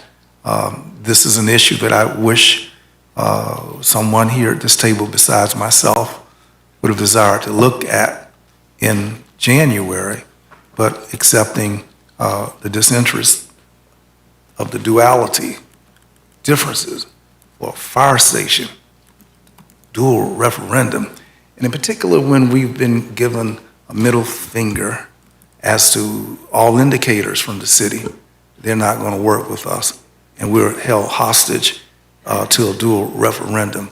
I believe that this has to be litigated, and while the measure before us today is whether or not we desire for the Citizens Review Board to look at this, I'm quite comfortable with them not doing so. But I think that a look is needed into the future, and there's no way we're going to avoid not dealing with this probably downstairs in a courtroom. Thank you, Commissioner Proctor. Commissioner Caban. Thank you. Vice Chair. Thank you, Mr. Chair. Madam Attorney, has the city of Tallahassee indicated back to us in any way, shape, or form how much money they owe the fire services fund based on their shortfalls? No. Do we know what the timeline will be to hear back from the financial auditor that we hired that is looking through the books? I would not anticipate we're going to have that information before the first of the year, for sure. And is the city of Tallahassee, mandated by public record to respond to all our auditors' requests for documentations, et cetera? That would be correct. Okay. Mr. County Administrator, just a question. Have we had any, do we know if the city of Tallahassee even wants to be running fire services within city limits? We've not had any conversations about that, about the provision of services within the city limits. Commissioners, I'll accept the report, but, I've heard loosely that fire is not a service that the city of Tallahassee even really wants to provide. And so I think we should just be open to, as time progresses and we go through this, us being open to running fire for the entire county. Every citizen in the city of Tallahassee is a Leon County taxpayer. It is my opinion that the infrastructure that is currently owned by the city of Tallahassee that provides fire services is owned already by Leon County taxpayers.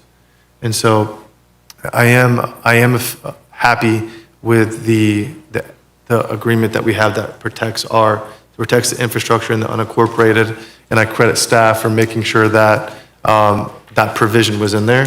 I think that it's a favorable deal for the unincorporated residents. However, we as a county, we run EMS countywide, and that service works very closely with fire protection services. I mean, they're pretty much responding to most calls together as it is. And so I just think it's something that we should look at in the future of, as we go through these next few years, is, hey, I think the city of Tallahassee should just give us the infrastructure for fire across the county.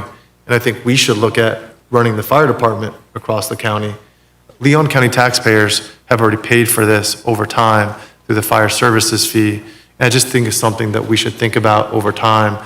And, I'm not prepared to make a motion to posture it, but, as we talk about the retreat and topics for that, why not just ask the city of Tallahassee? Do they want to give us the infrastructure and allow us to run it? Now, obviously, I would want to make sure that our firefighters are protected with their benefits, as I know that we have a different benefit system, and so that would be a top priority to want to make sure that they're protected and their benefits are protected. However, I think it's something that, as we're looking at this, that we should be open about having a conversation moving forward. Thank you, Mr. Chair. Thank you, Mr. Vice Chair. Commissioner Maddox, then Commissioner O'Keefe. Thank you, Mr. Chair. I take a different stance than Commissioner Proctor and Commissioner Caban on this issue. I'm not interested in running fire services at all. I'm not interested in asking the city if they want us to. I believe that the city, along with the union, have worked year after year to come to agreements on benefits and salaries for their folks in the fire department. What I'm interested in is us working with the city to create a new fire services agreement whereby the system will stay as is and we'll make whatever corrections, whatever things, whatever adjustments we need to make based off whatever reports that come back. I'm not interested in the county running its own fire services outside of the city. I believe that would be detrimental to our county residents, causing them to have to pay more for fire services than they have paid in the past. So when we first started having this conversation, we talked about a lot of things. We talked about taking the fee from the electric bill to an assessment.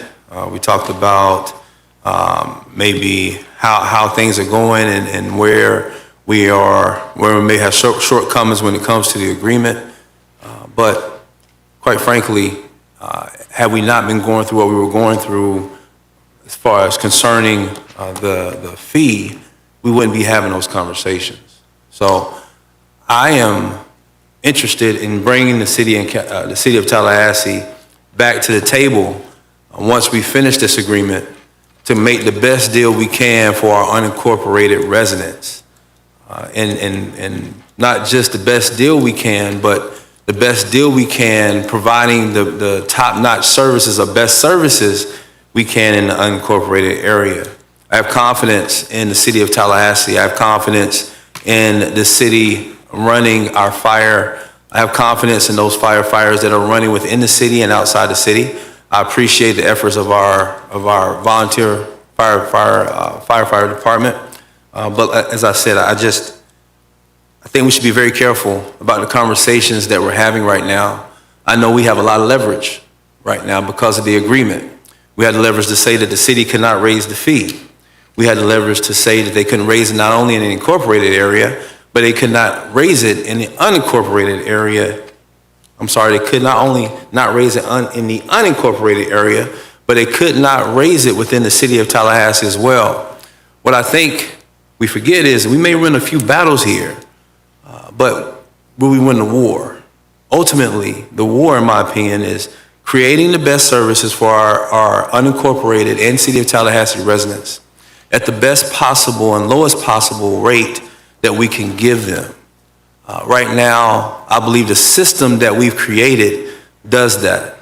When we get to a place where the rates are so high that it reaches the level which we could provide our own services at the same rate or cheaper for our residents in an unincorporated area, then I might consider it. Do I think we're there now? Absolutely not. And I bet you if I asked our financial folks, along with our county administrator, if we're there, they'd probably tell me no. We were looking at a $5 increase. I believe they estimated, is that correct, Mr. Administrator? The proposal per month? Yes. Yes. We were looking at a $5 increase, and that's based off of the original assessment they sent over? That was based on the additional costs that the city identified to put into the fund, again, Right. 2 years into it. Right. We're looking at a $5 increase. I venture to say that if we went to running our own services, and Mr. Administrator, you probably can't answer this, but I bet you it would be a lot more than that $5 increase would have bought the unincorporated area or residents to what cost, Mr. Administrator?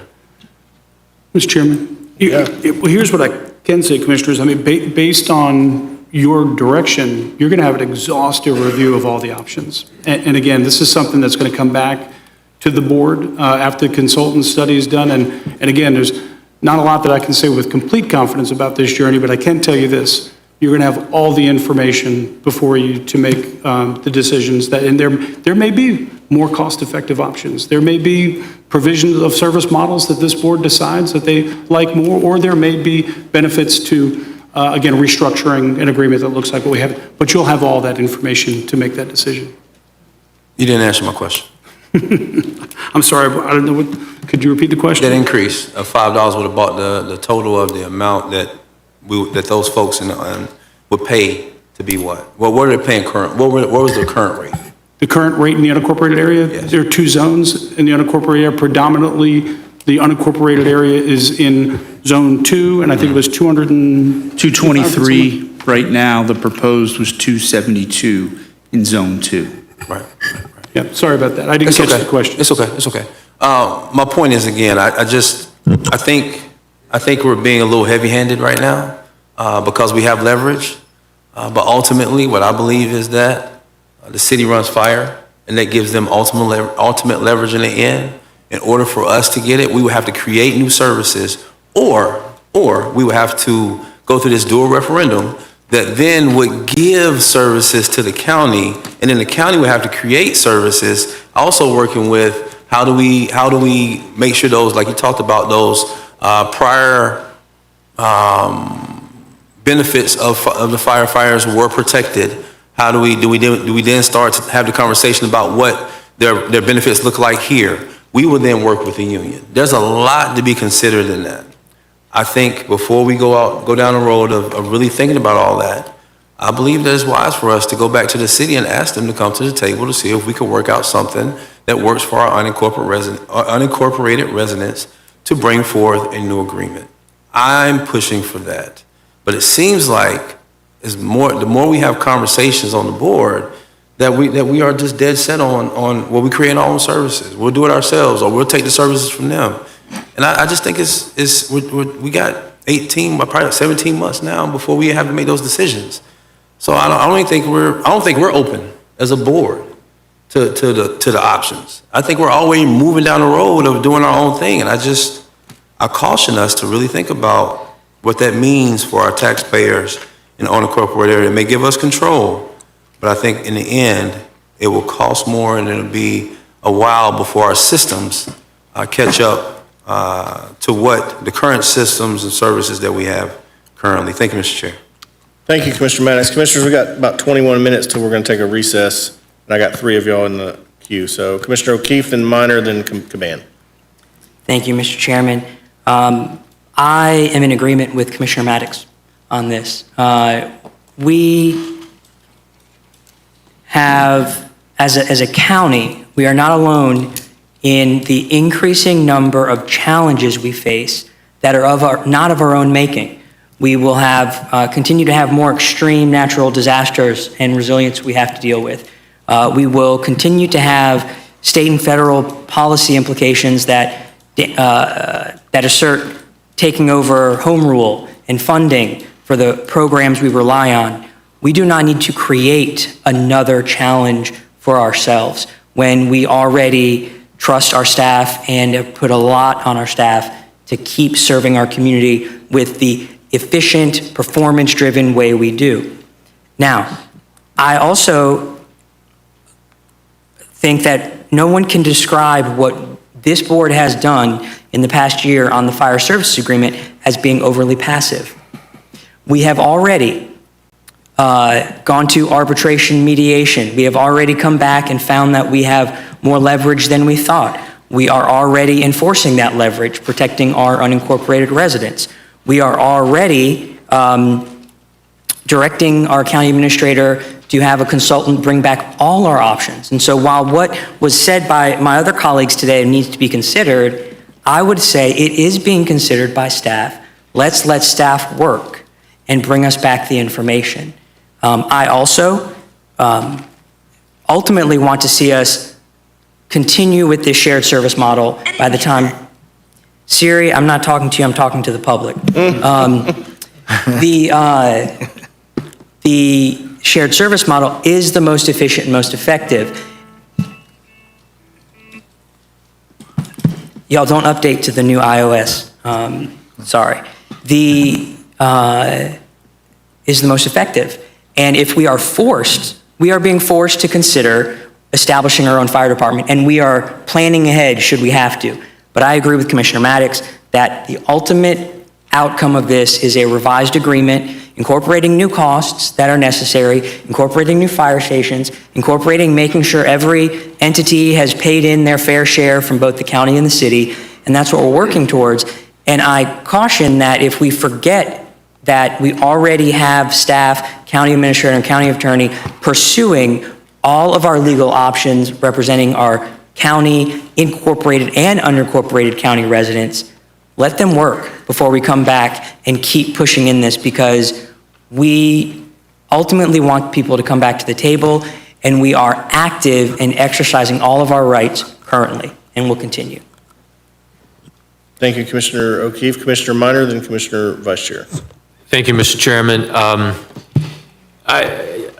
I'm in the same camp here as Commissioners Maddox and O'Keefe. You know, one thing, first and foremost, the thing we always have to put front and center is what's best for the residents of Leon County, both in the unincorporated areas as well as within the city limits, in terms of sufficient fire service coverage at a reasonable cost. That should be our only concern, is making sure we can provide those services to our residents.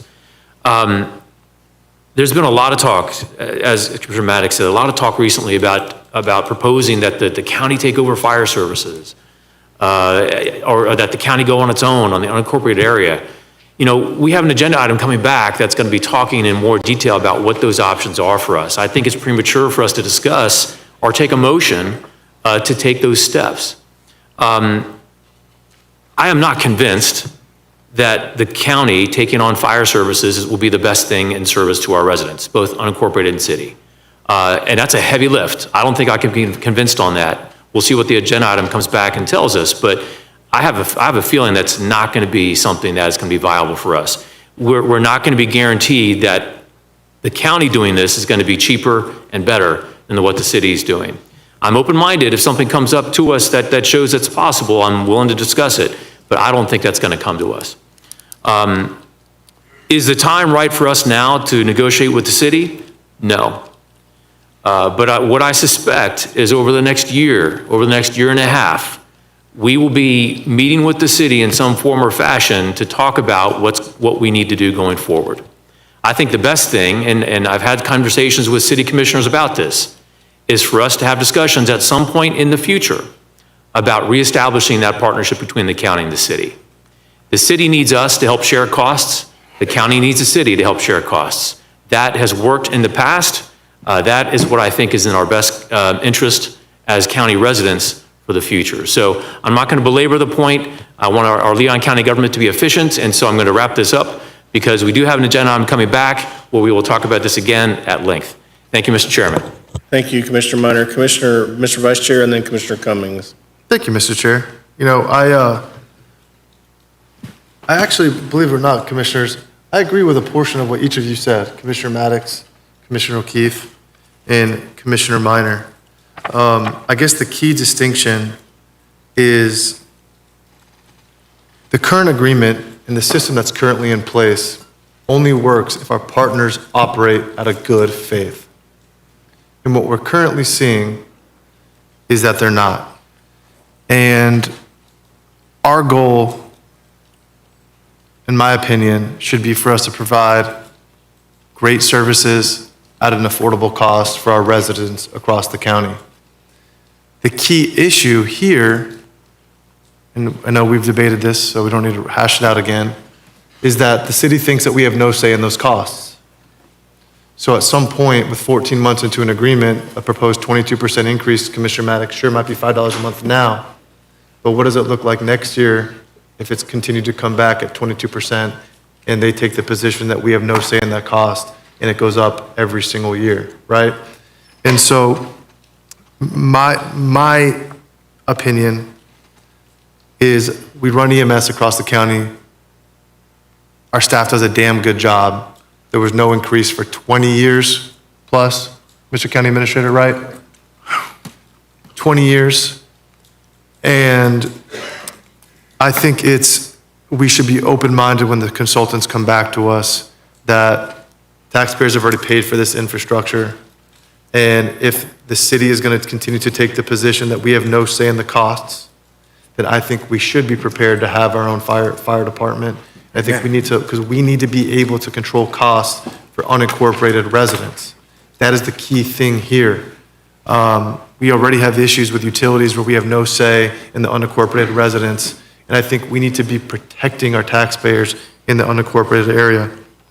And I will say this, because Commissioner Max, I agree with you on the looking out for the fire union.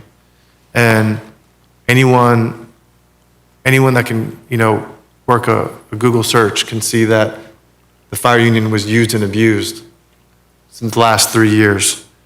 And so I appreciate the open-mindedness, Commissioners. I appreciate the dialogue from each and every single one of you. And I'll pass it back to you, Mr. Chairman. Thank you, Mr. Vice Chair. Commissioner Cummings, and then we'll vote on this. Thank you, Mr. Chair. The motion is still on the floor to accept option one with Yes, no ma'am. amendments. Correct. Right? No amendments were added to it. Correct. And I believe we need to be cautious in our discussion and in our actions as it relates to the city and the fire services fee.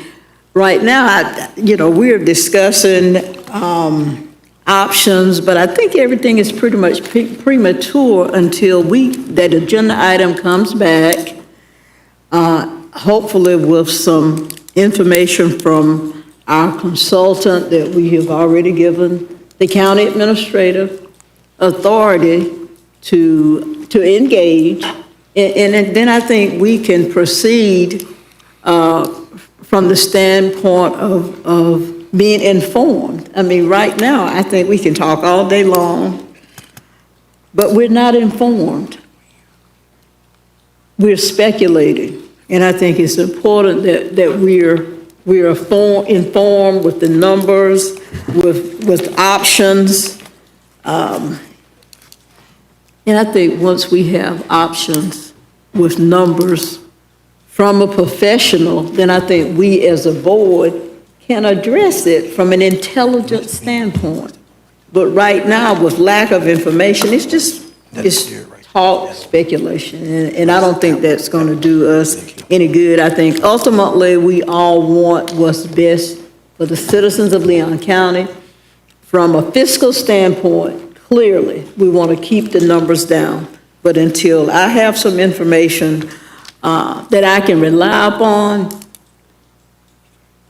from a professional that's given us options, and then we can look at the options, look at the bottom line, compare it to what we have right now, then I think it's just not in our best interest to proceed without concrete information.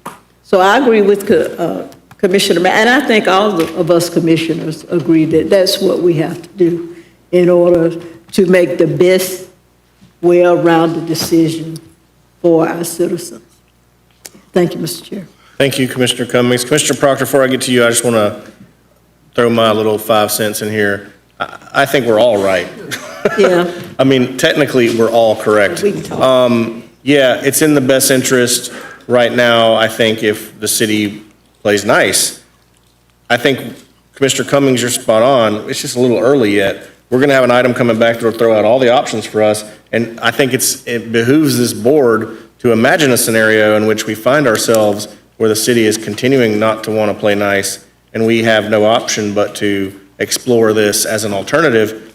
And, Commissioner Cavan makes good points about the way we run EMS. I'm sure there was hesitancy 25 years ago to take over the EMS too, but look how well we do that. And these do kind of work hand in hand operationally. And I've also heard those murmurs that the city would like to cast off this responsibility.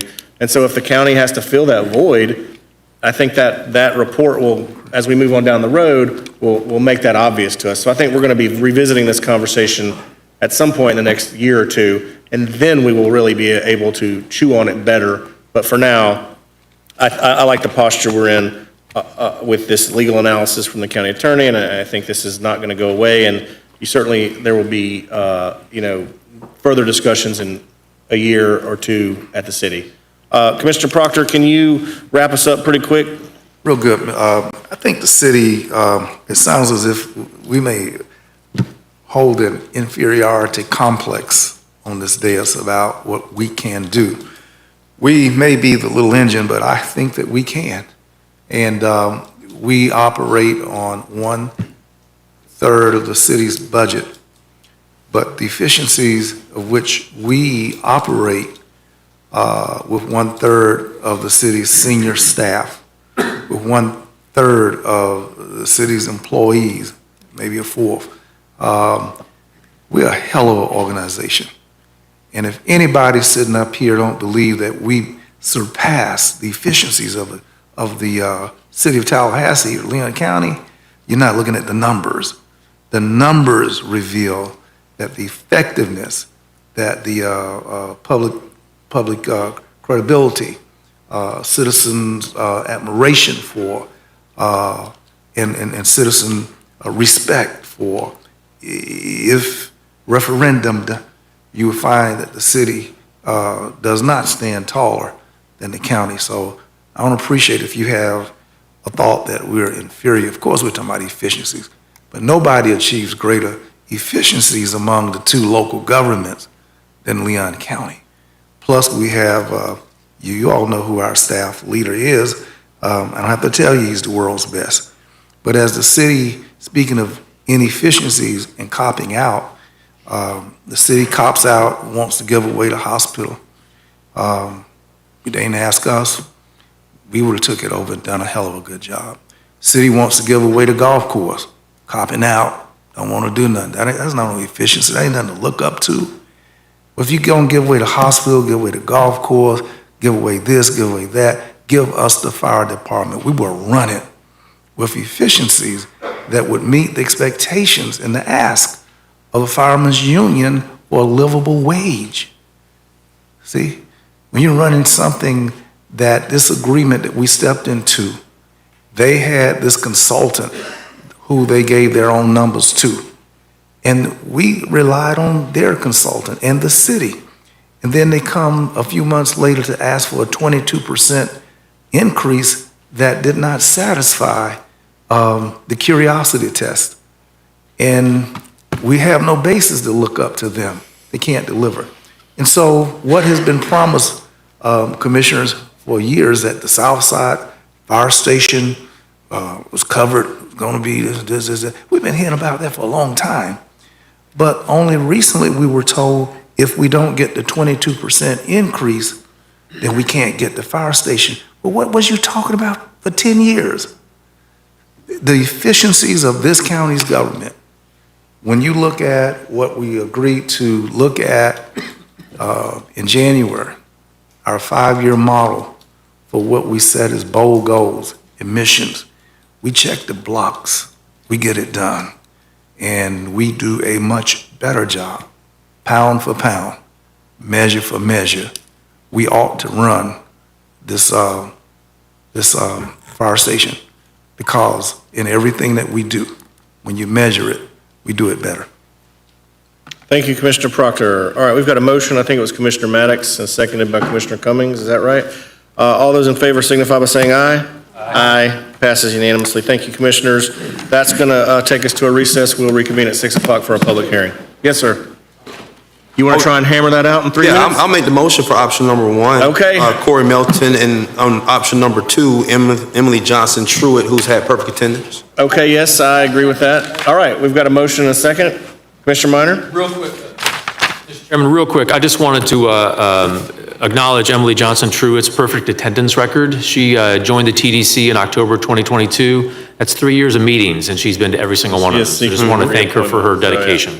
Thank you, Mr. Chairman. Yeah, appreciate that. Commissioners, all those in favor of the motion signify by saying aye. Aye. Passes unanimously. Thank you, Commissioners, for getting through general business. We will reconvene at 6 o'clock for our public hearing. Did you get the second on that? Motion was Commissioner Maddox. Second was Commissioner Cummings. Thank you.